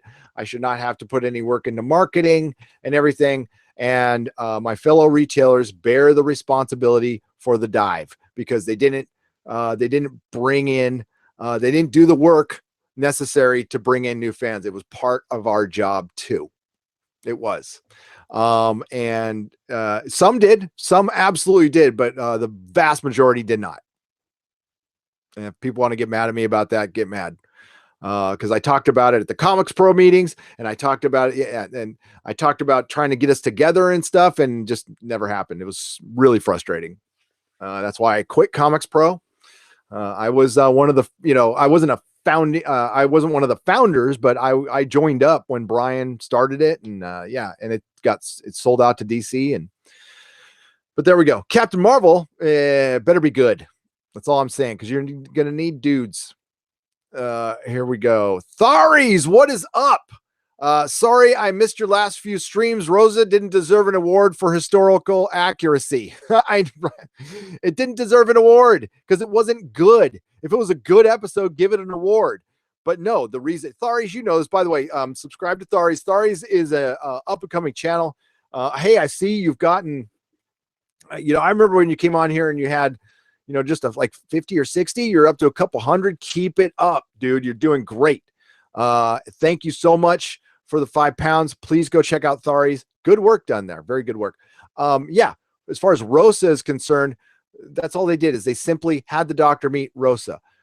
Whatever. The Unquiet Dead, when they went go see Charles Dickens, he has a character arc, a beautiful character arc. And we find out, like, you know, it was actually, you know, the TARDIS trying to give, the TARDIS took the doctor there to reignite the passion of another writer and probably make the doctor feel better, you know, dealing with the PTSD. And now it's just a great episode. It's one of the better Mark Gatiss episodes. I generally don't like his episodes. That Star Wars Girl, again, subscribe to Tharies, subscribe to That Star Wars Girl. These are two great people and great YouTubers. And yeah, I can't wait to talk to you about Game of Thrones, whether it's on air or off. $5. Damn right. When we get back to Star Trek, I have to go and have a great rest of your stream. Thank you, Star Wars Girl, if you're still here. And Anna, hope to talk to you soon. And you're doing great work. Keep it up. 1,000,000 subs. Let's get Anna to 1,000,000 subs. Mary Ashmead, $5. Your little radio control airplane with the tiny sign, save Counterpart. That's all you can afford. That's right now. Yeah, I'm trying to save up for Europe. Moose Shoot LLC, $5. Gilly. I'm gonna hit myself with something. Gary, really unique sci-fi stuff on eBay. Username Create 3 Props. One of a kind items for your wall. A shameless play. Oh, I'll check that out. No. That's, man, if somebody out there, God, 6 scale combat. Were you the one who emailed me about the 1/6 scale Lilu from Fifth Element? If you were, I missed it. Email me at nerdrotics@gmail.com about that, because I will pay good money for that. So it's Create 3D props. Create 3D props, one of a kind items. Shameless plug. No, I'm all over it, man. Thank you so much for the £5. Mech 1164, $5. After Jodie is gone next year, do you think BBC can course correct Doctor Who? I think they will cancel it. I think they will they won't come out and cancel it. They will put it on hiatus, because minimum it'll be 2 years minimum to bring in new creators. But if you go back and listen to that interview, listen to what she says about taking the job. She says it's not like taking your normal acting job. You have to move your family, your partner, your friends. It affects your family, your friends. It is a stressful position. And she said in the interview, she got so intimidated by watching Doctor Who episodes that she stopped watching and she started to panic, and they just told her she didn't have to. I don't agree with that. And I think that's why she wasn't, I think that is the prime example why she didn't feel like the Doctor. She didn't do enough damn homework, because she didn't know anything about Doctor Who. She should have been watching. If you get intimidated, you work through that. That's how you stop being intimidated. You don't stop when you're intimidated by something.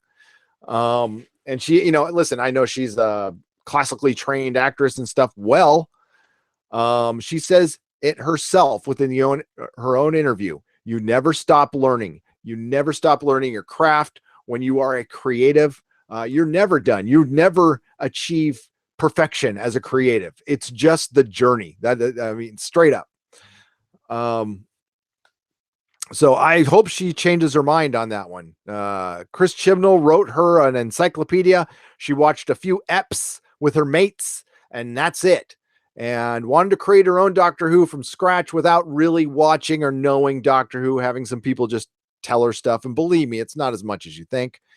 Kind of what's going on with Star Trek Discovery. Shit shows. The shit show. It shit shows through the shit show. There you go. There we go. All right, Mr. Roboto, $2. You should have put up a free wine and beer sign. I'd have to follow through on that though. Oh man, there is no booze in my house. There's never booze in my house. Yes, they can course correct. This is the one show, Mech 1164, that can fix itself out of all of them.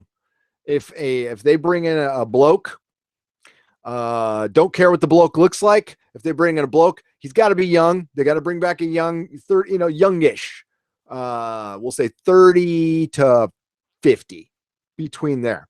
And just do not do one season alluding to anything political. The only thing semi-political you can make fun of is bureaucracy.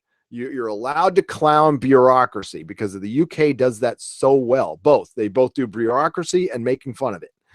That's what I would say. Those are your strengths. Okay, I'm going to get back to the chat. I see it going nuts over here. So I'm going to try to get caught up as quick as I can. How's everybody doing today? I'm a little fired up. Okay.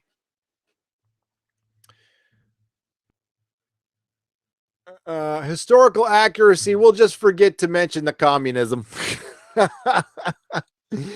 Well, I mean, it brings up questions. If you're going to go there, live, what is that?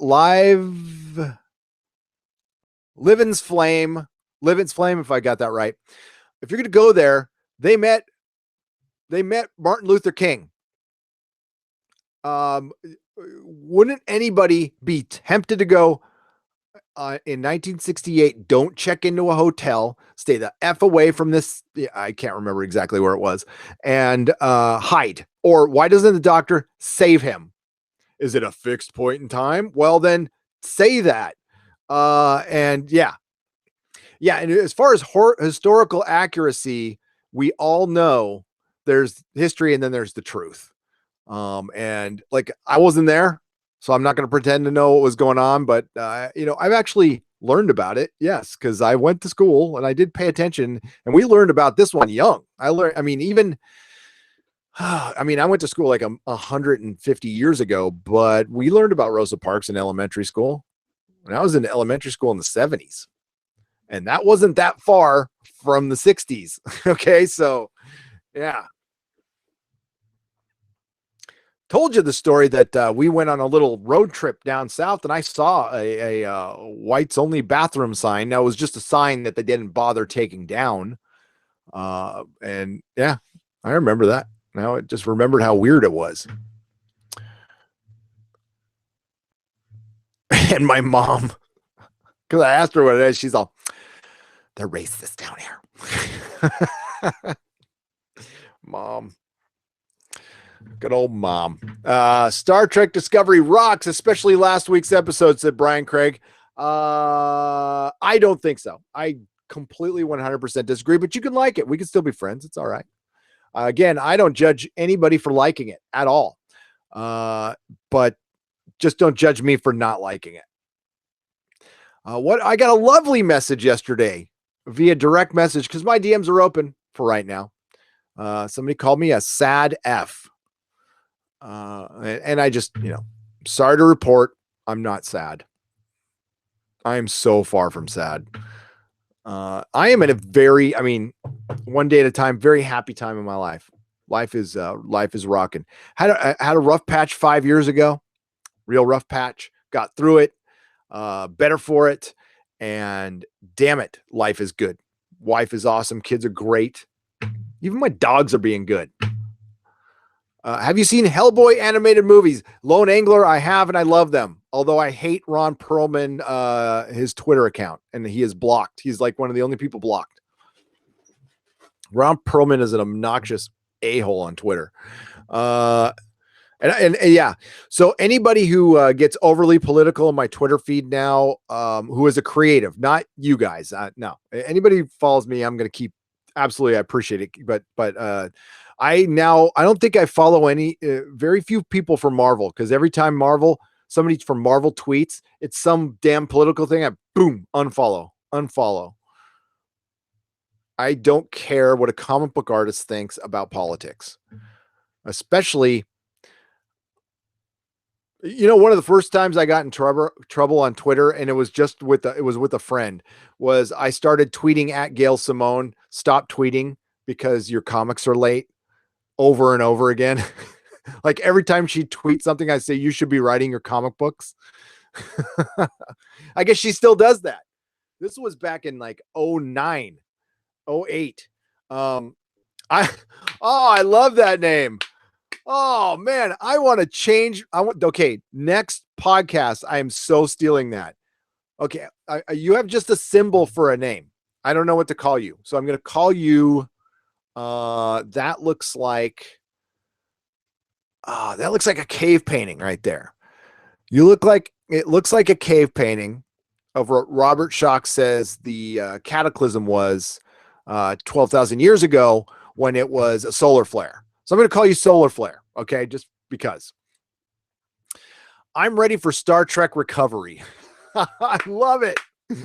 Oh, it could be a starship. Well, no, I know what you mean. But then I was thinking of actual Star Trek Recovery, and it could be a rehab starship. It's a rehab starship of everybody addicted to drugs, and they're recovering, and it gets lost.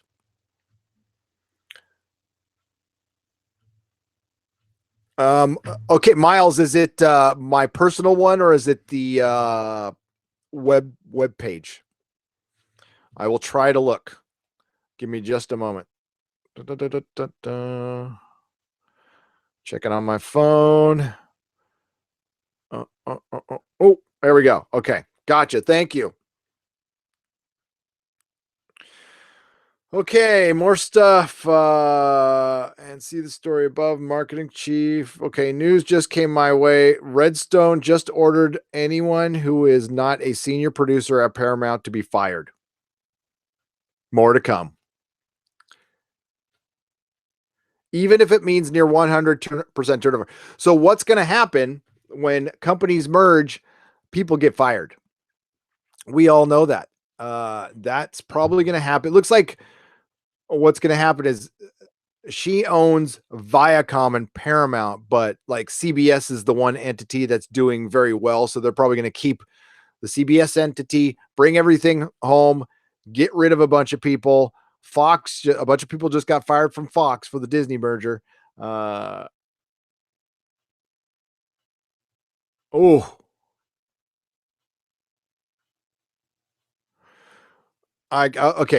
I'm not sure. A lot of this is about ego, folks. Does that surprise anybody? Any of you brilliantly smart people in the chat? A lot of what's going on is ego, which tells me that we might, I don't know. Could you imagine a Star Trek Discovery season 3? Why?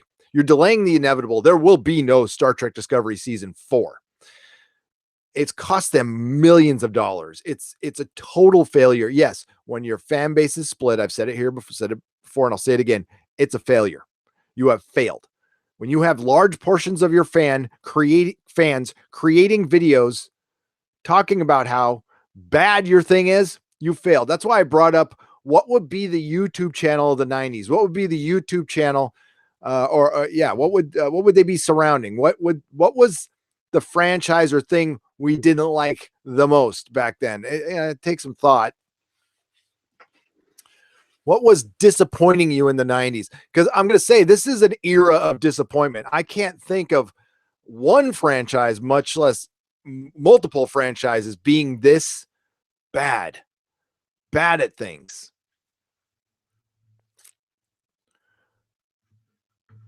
I binge watched first 5 episodes of Doctor Who to catch up during this season. I thought I was going to have to start therapy, but then I found your channel. Thank you. Montana Horseman. Thanks, man. That's what we're here for. We're here for each other. Oh, wait. Here's another article here. I got to pop up. Okay. I'm going to. Oh, shit. Okay. Let me get into some super chats. Rebecca Gold. Okay. Rebecca Gold produces a web series. Go check it out. Friend of the channel. Really cool person. And they want to make a Doctor Who fan film. I think we should do this. I think that should happen. I want to see a legit Doctor Who film like Axanar. My fan film, do you think I should have a female doctor or male doctor? A male. I think you should have a male doctor and Romana. Bring back Romana. God damn, bring back. How many? I remember reading article after article after article after article after article about how she was going to come back. Fans want her back. I know it's been years and years and years. You can do a lot of fun things with that. Tons. Also, please give me a shout out to my web series, of course. And you don't have to pay for that, Rebecca. Just ask me. I'll do it. Guys, I'm all about the shout outs. I do have to check out your stuff just to make sure it's not, decapitations or something like that. But everybody I've checked out so far seems like really nice. Kid Commander Ty, who was in Anti-Tricker's chat, he's trying to do videos. Everybody try it. It's fun. It's fun. And you know what? You're not going to knock it out of the park your first time. Just stick with it and you'll get better. Like, my earliest stuff is on my website. And thankfully you can only hear it. But Peter Davison, drinking my first coffee and watching you live from the Gossip Cafe, Belgrave, Australia. Hey, Peter, look at this. Hang on. Thanks, dude. It's brilliant. It's brilliant. Okay, back to the chat. Oh, I got to read this article. I'm sorry. A little bit of crazy brain there. How my wrenches doing? You guys okay? Mary, Penn, Cato. Cato, I was getting a little worried about you, buddy. I know we were supposed to have a talk, and I kind of flaked on you, but we still need to talk because we got to change the whole Patreon thing around. If there's going to be a Patreon around much longer, because I'm not sure there is. I've got, by the way, some more packages went out today on Patreon. I'm fulfilling all of my obligations before I go anywhere. I don't think I will, unless they're late one more. They were super late at paying me, which is, whatever, but they were late. Okay. Star Trek Discovery used CGI to fix big mistake in season 2, an original series oversight. Star Trek Discovery almost made a notable mistake during the second season, but they used CGI to fix it. Season 2 introduced Captain Pike, USS Enterprise in the original series, but the crew's costumes were missing the insignia on the sleeves at first during filming. Costume designer Gersha Phillips told comicbook.com, owned by CBS. The only thing we didn't actually think about was the rank at the time, because in Discovery, the rank was done with pips on the badges. I remember seeing that on the Discovery special features Blu-ray. So they put little nubs on the badges. They seriously had to digitally put that on their sleeves. I'm going to see if I can tell. That's funny. Bricked. Do I support Patreon? No, Patreon. Well, I guess I do by creators. Do I support what they do? No. Hell no. But me being on it, it's a complicated situation because I'm a growing channel and there's a lot of people on it, and they like the what Patreon offers is a safe. They're a middleman, but a layer of security. So I'm just not taking money and not fulfilling my promises. They have security there that I have to fulfill my promises. And we're kind of sold out now. We still give away the comics, but the big gifts, those are going to be fulfilled. And then we're going to change our platforms. From there, I'm just going to say bricked because it's just one. From there, I have to re-examine it because I didn't know much about it, to be honest with you. And over the last couple of days, I've done my homework and I'm very disturbed what I heard. And then I watched a couple of interviews, and then I got, listen, what Sargon did on another platform, he shouldn't have got kicked off for, but I'm still a growing channel. But then I saw an interview with the CEO, and the guy, I'm not a fan of his at all. So, but it's a revenue stream for me, and this is my job. So I can't afford to be all about principles for another YouTuber who wouldn't be about principles for me. And it's not a YouTuber that I know much about. We do need to stick together, and they will not stop. That's the thing. If they selectively ban people for speech, who says they wouldn't get to me?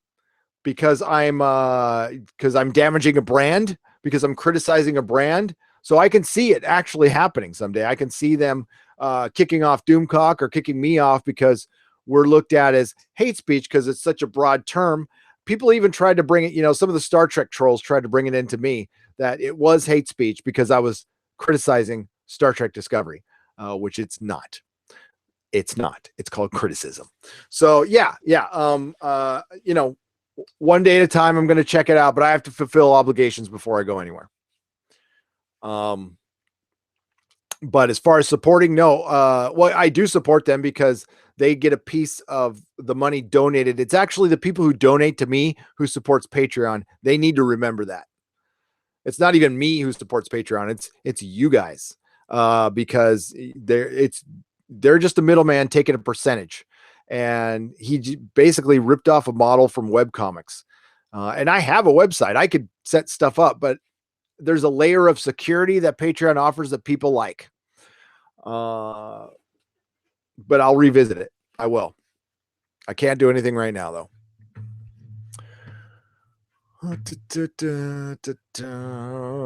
Oh, man. Coffee sounds good. I'm out. I need some more. I'll get some more when I go to Nerdrotic Jr.'s dental appointment. What happened?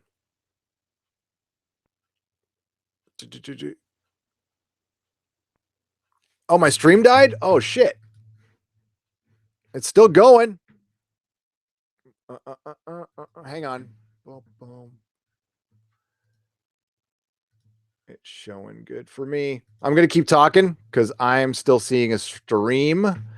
Maybe y'all should refresh. Hit F if you can see me now. The weather's really bad here, so I wouldn't be surprised if it says I'm still good, so I'm going to keep talking. Good. Everybody, good. They didn't get me, those damn Patreon bastards. CBS tried the other day. The Illuminati, when we were on Exozone, yes. No respect, we reject. Without respect, we reject. And that does apply to Patreon as well. So, I wish they wouldn't do stupid shit like that. If they'd have just kept their mouth shut and just been a business, nothing would have happened. And then they put out this crap like Sargon needs to apologize. No, he doesn't. Apologize for what? I think this ultimately benefited him, and that's good. I hope it did. But again, and then we have Peter Simeti from Alterna Comics got swatted last night while he was on a live stream. Peter Simeti is not even in the whole Comicsgate thing. He's loosely associated because he refuses to take sides. That's simply it. He's a comic book publisher. I really love what he does. He tries to make cheaper comics, and he prints on pulp, and it's actually they're good stories. It's a good company. I wish it was bigger, to be honest with you. And he doesn't take sides. He simply wants everybody to sell comics and not into the McCarthy blackballing and blacklisting that's going on in comic books right now. It's straight up McCarthyism. See, I guess he got swatted live in the air. I didn't see it. I don't know what's behind it. Nobody got hurt. I don't know if he's got kids or anything like that, which would make it like worse. It gives you pause. Any YouTuber, especially ones like me and Anna, and EVS, I'm just trying to think of people who show their faces, people who show their faces. And honestly, that's something we got to think about. I have a security system so I could at least see them before they come up. But and it depends on what's behind it. And like everybody's a suspect with Peter Simeti. I wouldn't. I mean, of course you're going to look at the anti-Comic Gate side, but I wouldn't be surprised if it's friendly fire. You never know. You never know. He's in a business where he has to say no. All right. He has to say no to people. And maybe he crushed somebody's dream. You know, like if you're in the business of publishing, you're going to say no to somebody's life's work. And that you might incidentally make some enemies that way. So I don't know. I'm just happy he's okay. And yeah, I hope you know, man, doxing and that is that's how crazy the world gets. I mean, we're just talking about comic books and TV here, folks. Let's you know, I think doxing got somebody's dog killed once, and it got somebody shot once. It's yeah, terrible. Thanks, Gamer Gambit. If I choose a platform, if I go somewhere, it'll be probably my own website. Because that way, I mean, it's just through, unless PayPal something a lot of people can't do because it would just be run through PayPal. And we'll see. We'll see. I can't make a decision right now, though, unfortunately, because I have packages. Plus, I have reviews I got to do still. There's a lot of things I have to, I can't just bail without doing my obligations. Yeah, there's something going on with, I'm losing packets again there, Cato. Major. What the hell is going on? Well, the internet's going to be rough today, folks, because it is, the weather sucks. The weather just sucks right now. But it says my stream is okay. How many people did I lose a lot of people? Oh, dude, my chat just disappeared. Hang on, guys. I just lost my chat. What the hell's going on? Jesus Christ. I can't see the super chats. Here we go. Peter Davison, please enjoy a coffee from Australia. Thank you, Peter Davison, for the Australian $5. Drinking my first coffee and watching you live. And oh, that's awesome. Okay, that's good. I can at least see them here. That is good. I turned down resolution to the lowest 144. No timing out. It must be me. I live in Vallejo and it's really raining right now. Dude, Kenjack Bend, it is dumping. There was a blizzard in Redding, in freaking Redding. I live near Wichita, Kansas, and some guy mad for losing a Counter-Strike game. So he called the police acting like his kid saying his dad is killing his mom. Police show up and he is shot and killed. Jesus Christ. Any more interviews coming up, Gary? I don't know, DJ Bowman. I'd love to interview somebody about the Expanse. I'm not the biggest interview person. I'd rather, you know what? I think I would rather bring on, what's coming is bringing on some of you on Friday night. We're going to like bring on some patrons and have some guests that we're going to bring in you guys. I'd rather hear and talk to you. That is my preference. We are by the fans, for the fans. My chat is frozen. That is great. I'm going to have to refresh this. Hopefully it works. Yeah, it says the stream is awful. Okay. Nick Cicada said they're slowly but surely going after people's bank accounts. That, yeah, it's like... Pretty soon, you're going to have to send us like checks in the mail. When is the next Exozone? I think we're going to try to do them bi-weekly. So I'm going to say a week from this Sunday. But I'm game to do one this Sunday if Doomcock is. Dax Jacobson's in Pinole. Yeah, dude, it hasn't stopped. It's like somebody turned on a shower and it's just going.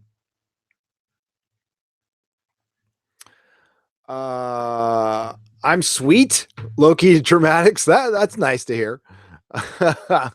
Do you think that number 6 from The Prisoner is really John Drake from Secret Agent Man? I love that theory. That's brilliant. Are you number 6? I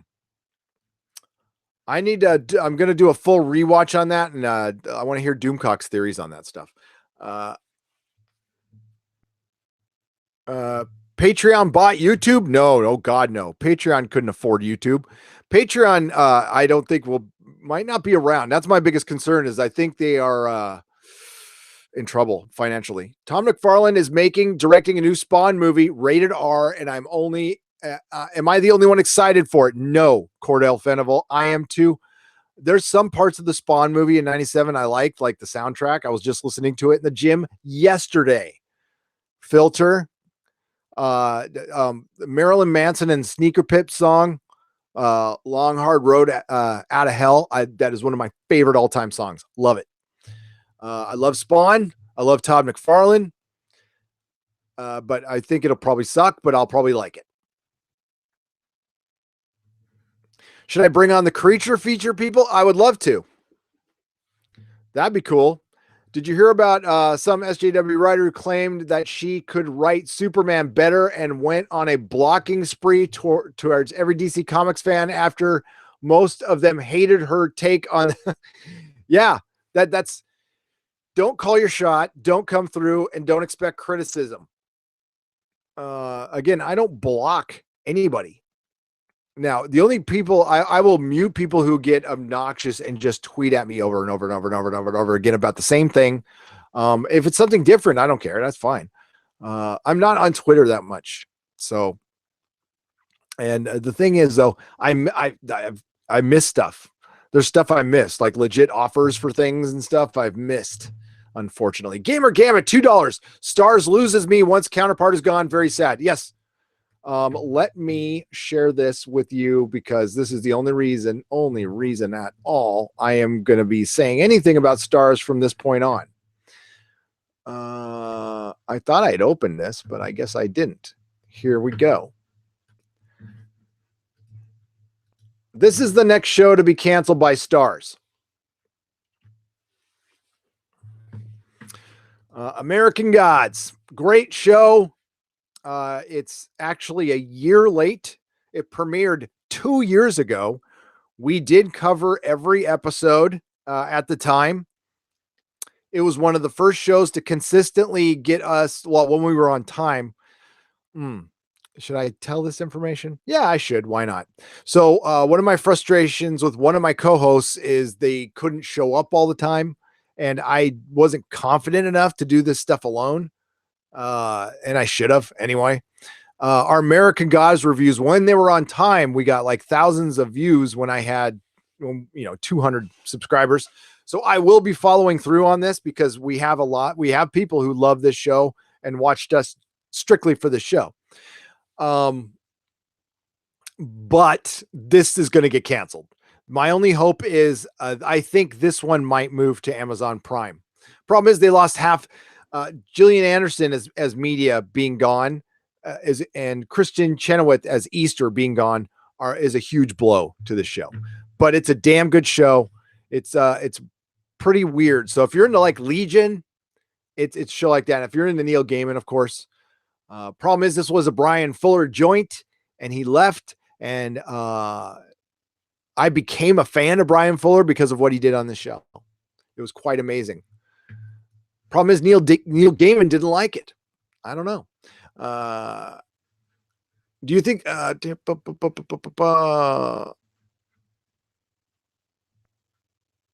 sad part is the father had no connection to the guy, but he was extradited from California to Kansas and is being sentenced down. Jesus Christ, that's horrible. I'm sorry. Who is number one? Are you number 6? Nerdrotic, have you Halam 899. I was just asking my patrons about that. I do a Patreon nooner. I owe them one, by the way. And I'll be doing one tomorrow at 11 for as little as $1. You get more of quality stuff like this. I'm kidding. Cobra Kai, my guess, will be out in well, you think you would have heard something by now, right? Has there been a trailer? It premiered in May of last year, so it hasn't been quite a year. I'm wondering what's taking so long, but they can take their time. Remember, Cobra Kai, the first episode, go and check the view count on that, Star Trek Discovery fans. 55 million views. 55 million views. Let's see if this window is going to work now. Oh, it works now. That's great. Fatherless deviant, diversify your income stream. That is a good, yes, I need to do that. I'm going to start an online store because I was going to open a comic store, but now I'm just going to start an online store, and now I can sell this stuff even cheaper because I don't have an overhead, and we can offer people discounts if they subscribe and stuff like that. Yeah, we're gonna do all that stuff. I know I've been promising this forever, but I'm going to just say screw it and use Teespring for a limited time. We're going to have shirts. They'll be available Friday night when we start a live stream. I just had to design them again because I lost my design. It's really pretty easy. Thank you, Fatherless Deviant, for the 20 Danish crowns. That's today. Yeah, thanks. Joel Tamburo, $10. Imagine a drinking game based on times in STD where Michael Burnham solves a problem. There would be deaths everywhere from alcohol poisoning in the first 10 minutes. You're so right. Rory McGee. Thank you, Joel. Good to see you. Rory McGee, £5. Do you think STD is lacking a Scottish character? Rory, I think everything is lacking a Scottish character. Period. The world is better with a Scottish character. Just because it's one of the best accents ever. But Rory, yes. But let's add another woman because all the men died in the Federation War. Thanks, Rory.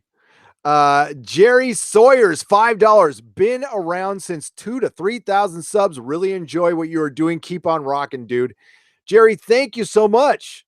Don't be a stranger in here, and thank you for the $5. I really appreciate it. 2,000 or 3,000 subs. That's the Expanse days, man. That's early 2018. Early 2018. December 28th, 2017, we hit 1,000 subs. And I ran down to YouTube and did a video because YouTube's not far from me. The Northern California, it's the old Yahoo campus. All right, I'm looking for my chat again. Where'd it go? There it is. Scrolling down. No, I need shirts, and I won't be here for. Oh, why won't you be here next week? I'll be in a land of no internet. Where the hell is that? The moon? Penn Farm Girl? Oh my God, just for you, Penn Farm Girl. Will you be around tomorrow? I'll put them on sale tomorrow. And that way, is that better? Does that work? I'll put them on sale tomorrow. Keep an eye on Twitter, the community section for this. And we have a Facebook group, Nerdrotic podcast group. Just search it, join. All you have to do is ask and I'll say yes. Yeah, totally cool. Did 2008 writer strike not give them what they wanted, and thus they slowly destroyed all the shows? Thrashy. I'm going to say I think that's an A. Sorry. Are you like a thrasher? Because I like thrash. I really do. Some of my favorite music. I was listening to Lard this morning during my workout. It's Jello Biafra and Ministry. Fucking Drug Rate at 4 a.m. is one of my favorite all-time songs. So is Fork Boy. Yes, I think that 2008 was supposed to work out the whole streaming thing, and it didn't. We got a Scottish aria on Genlock. Oh, that's good. We need more Scottish. We need more Scottish representation. No ginger side.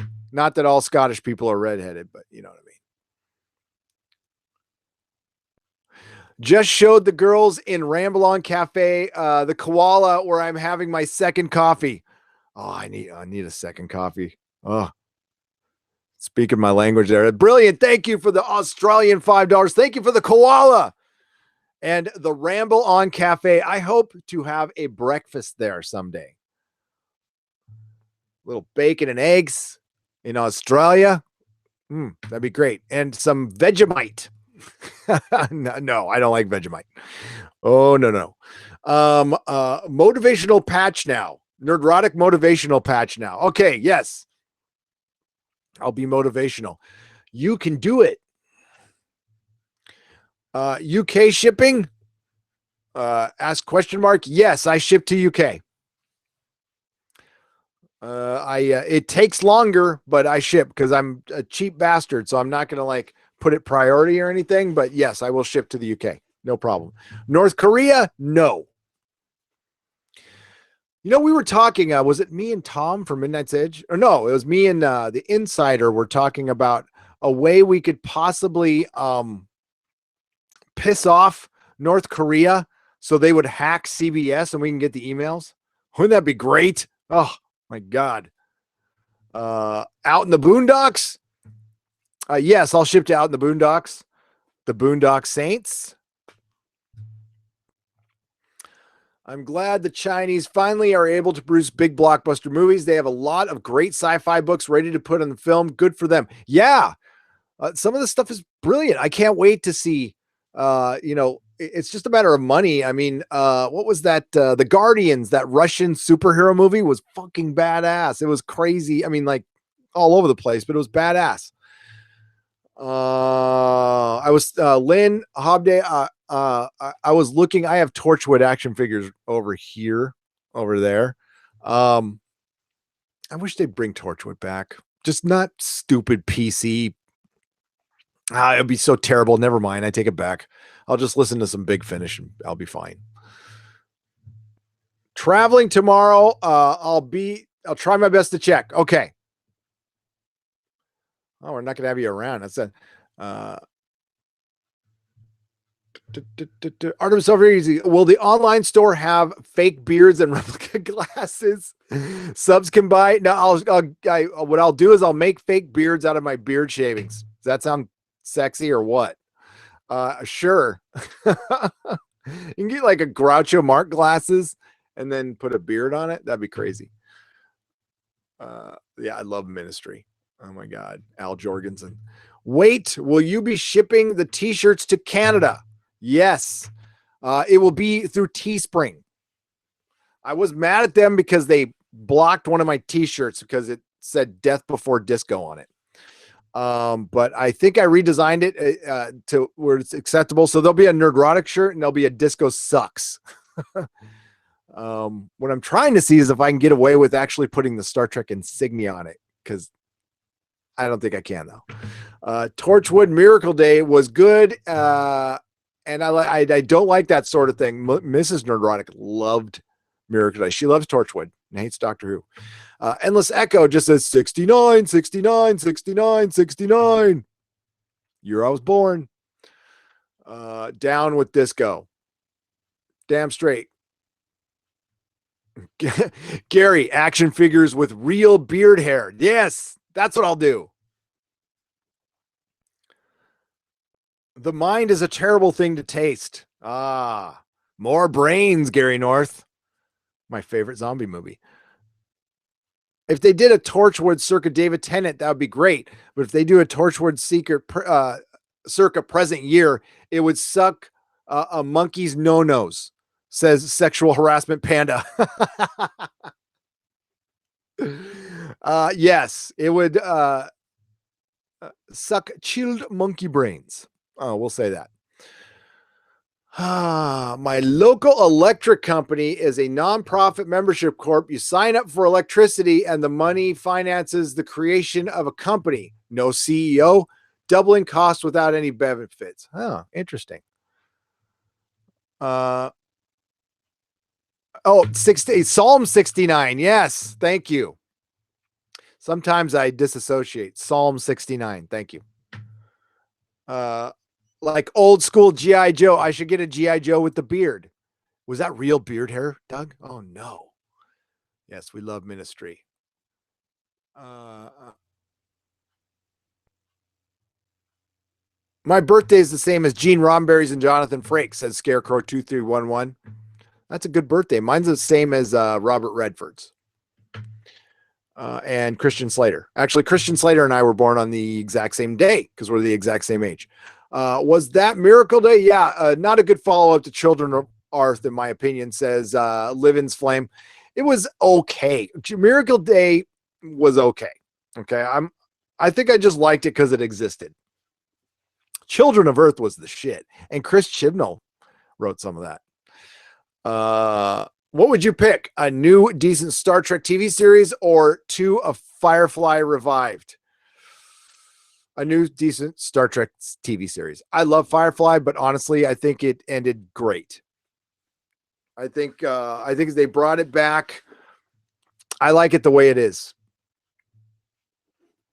I think it lives longer in its legend. I don't know if it actually would have been a sustainable. I think probably would have, but I like Star Trek more than I like Firefly. I love Firefly. I have a fire ship right up there. It's the old Yahtzee ship that they have, but got to see Oingo Boingo Prince Cypress Hill too. Oh, Oingo Boingo. Out of all the bands I want to get back together, that's the one. That is the one band that I know will never get back together because of Danny Elfman's ears. I want them to get back together. JPRPH1, I remember you talking about this. My birthday is the same as STD season 2 premiere. I'm filing a change as we speak. Yes, he's trying to officially change his birthday. All Firefly actors have moved on. They won't drop their money making, and they're doing well, Loki Dramatics. That's the thing. I like Torchwood. I never knew he would be such a bad showrunner for Doctor Who. Matthew got it. I don't think he's, you have to have the gift of show running. Listen, Stephen Moffat wasn't a very good showrunner either. Russell T Davies was a great showrunner. I think we're all seeing that now. Al Bundy says, I didn't like that Firefly had no aliens in it. And that factored into my decision. I like Firefly as a show, but as a continuing show, I like aliens. That's what I love about The Expanse without spoiling anything. Scottish Doctor Who with a sonic haggis. I'm surprised they didn't have one with Peter. Blake Sevens is, just conceptually, I want there to be a show on TV with the group of rogues in a spaceship getting in adventures. That's one of my favorite concepts ever. That needs to be brought back to television somewhere, not lost in space. Yeah, Torchwood, I fully believe it will come back. 100% that will come back in some way.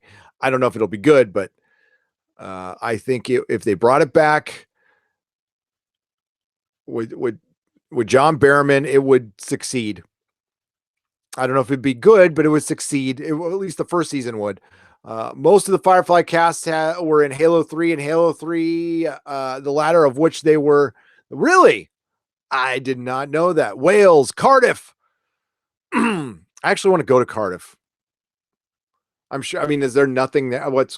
There's I grew up near a town called Cardiff. It's called Cardiff by the Sea in California. Worked security at the Universal Amphitheater in the 90s. Saw Sepultura, Ministry, and Helmet for 3 nights. It was ridiculous. Man, that is brilliant. I saw Aerosmith and Guns N' Roses there. Yeah, I saw Aerosmith and Guns N' Roses there in the 80s.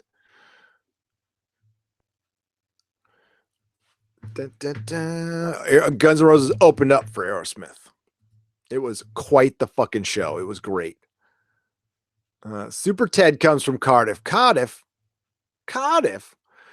by the Sea. Yes. It's a town near Encinitas, California, where I grew up.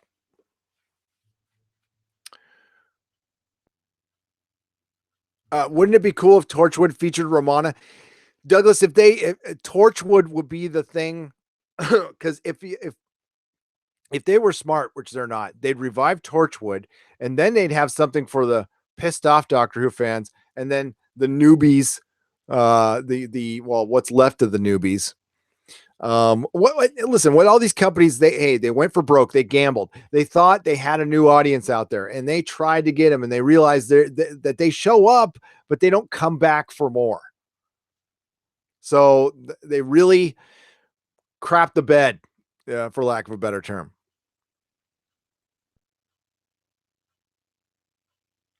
Craig Ferguson would have puppets as his companions and would work as well too. I am sure of it. I am too, DJ Bowman. I would love to see him as the Doctor. That'd be great.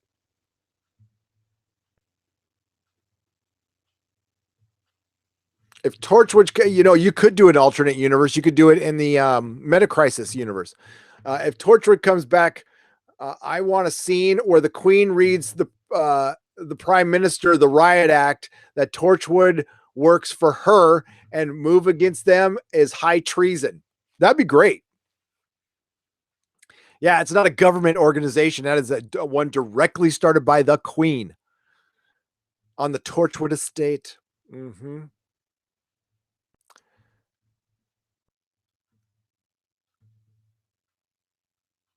Did you see James McAvoy when he's on NSNL? They did a hilarious sketch where he was an air traffic controller for Scotland, and you could not hear his native. Okay, I'll have to check it out. I don't generally watch SNL because it's turned basic, but like if they have a good skit, I'll watch the skit. Captain Jack should be the 14th Doctor. Fuck yeah. Anthrax and Slayer just toured this summer with Testament and Napalm Death. Oh, it sounds, speaking my language there. I've seen them both a long, long time ago.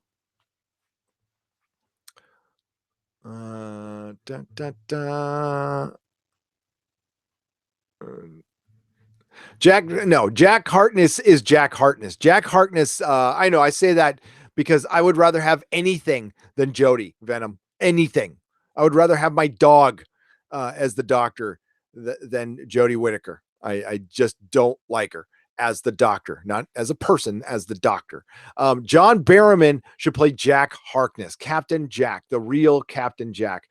There's all, I mean, like, but I think part of the reason they're not going to bring him back might be, well, I mean, this character is gay, so that might put him in some. But they're not bringing. The BBC is not going to be doing much of anything with white lead males. They are persona non grata right now. The only roles for white guys will be bad guys and idiot husbands, because we're all being punished. All of us as a race, as a people, are being punished. And yeah, the punishment will be doled out, and we will take it as long as they want to give it, unless we just stop taking it. Didn't they make him mortal in that Stars series? They did, until the end. He's not. He's metrosexual. Yeah, he's truly pansexual. He was pansexual before Lando, by the way. He'll dip it in anything. But he's gay in real life, of course. Have you seen Michael Rosenbaum's podcast? No. I'll check it out. I like him. I saw an interview with him and Tom Welling, and it was hilarious. They were actually really funny together. He's not in the Arrowverse anymore. He's been off Muggles Cake Sniff. What? Muggles Cake Sniffer. He's on. He's not on the Arrowverse anymore. He was asked at Comic-Con if he would come back, and he said he's asked all the time, and he said yes, drop of a hat, he would do it. Jake Skywalker. The reason why they won't bring back Captain Jack Harkness to Doctor Who this season, because he'd steal the show from Jodie. Yep. That is the reason. And you're not even wrong a little bit on that. There's no off topic for you do not have to apologize ever. And you're not off topic here. We talk about whatever on the live streams. We're good. We good. I bet you that is my wife reminded me. Okay. Yep. I'm gonna make sure we are caught up on the super chats here.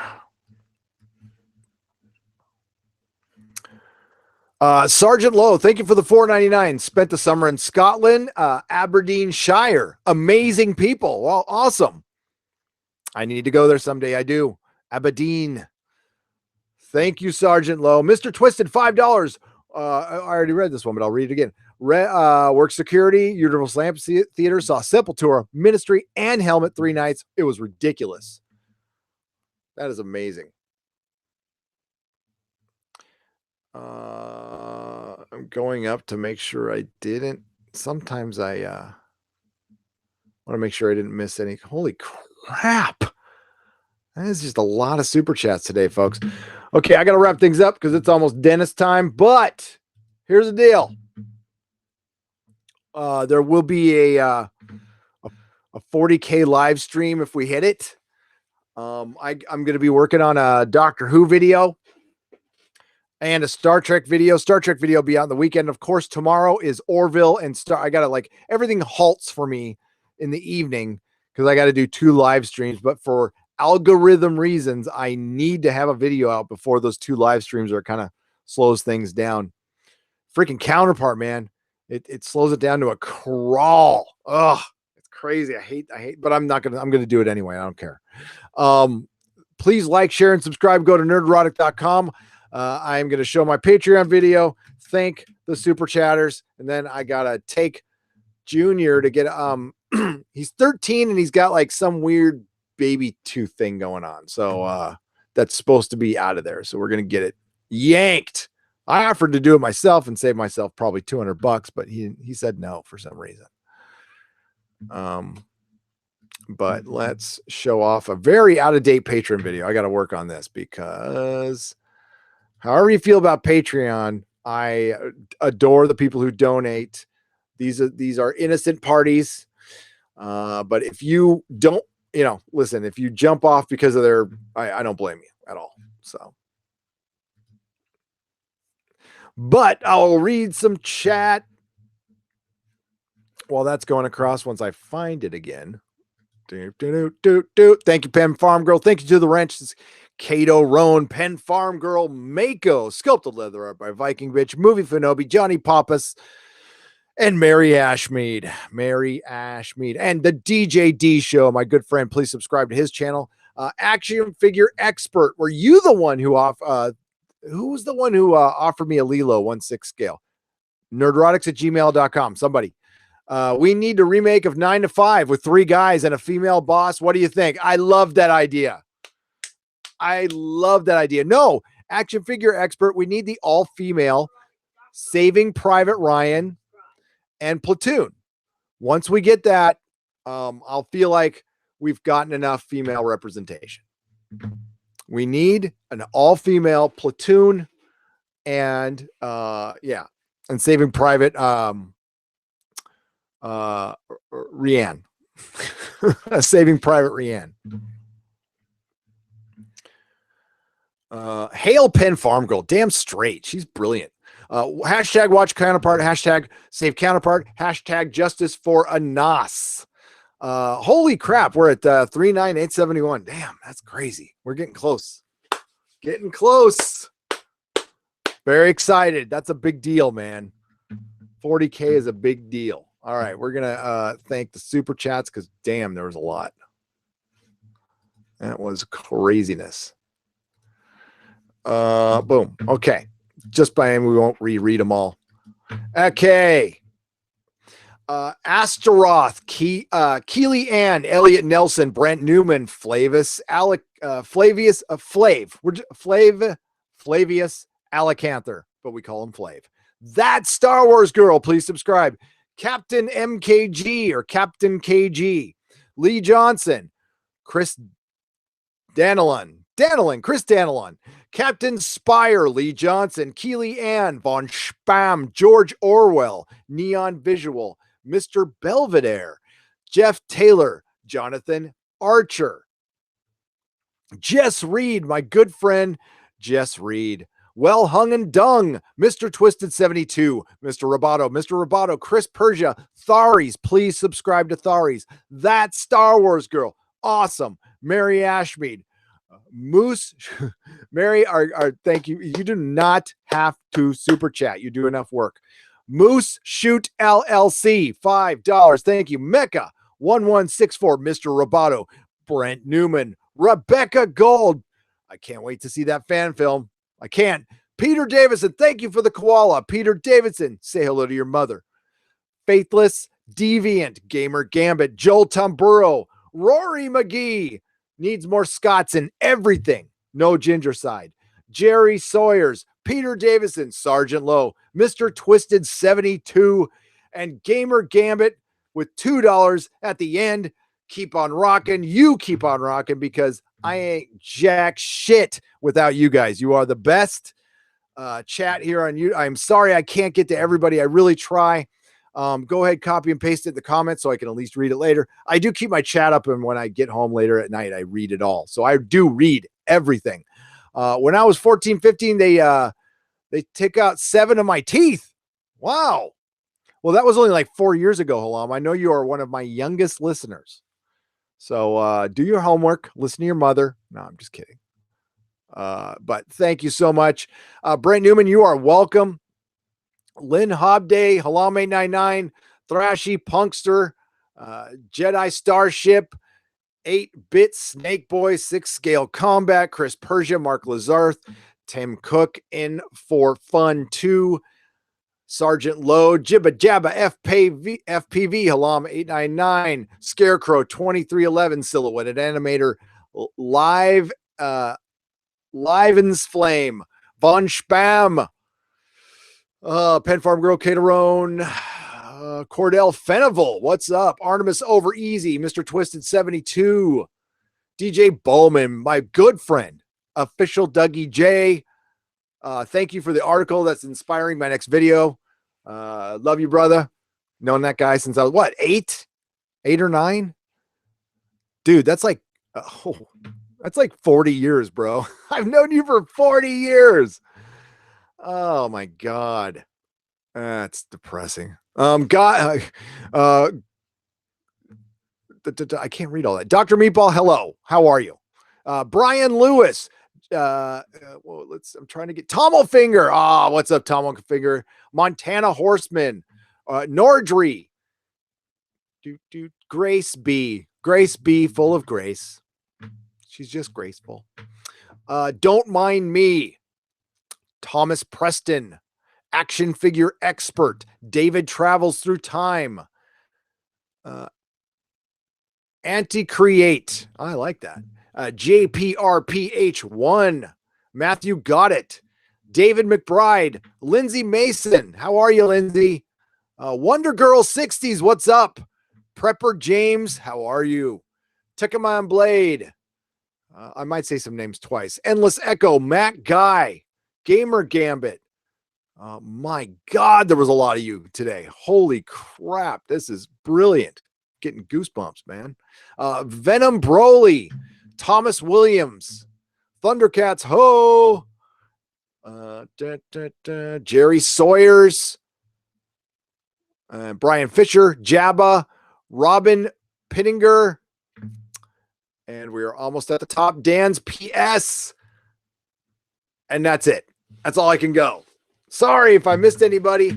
Everybody, have a great day. Go to nerdrotic.com. May the small folks sing songs of your greatness.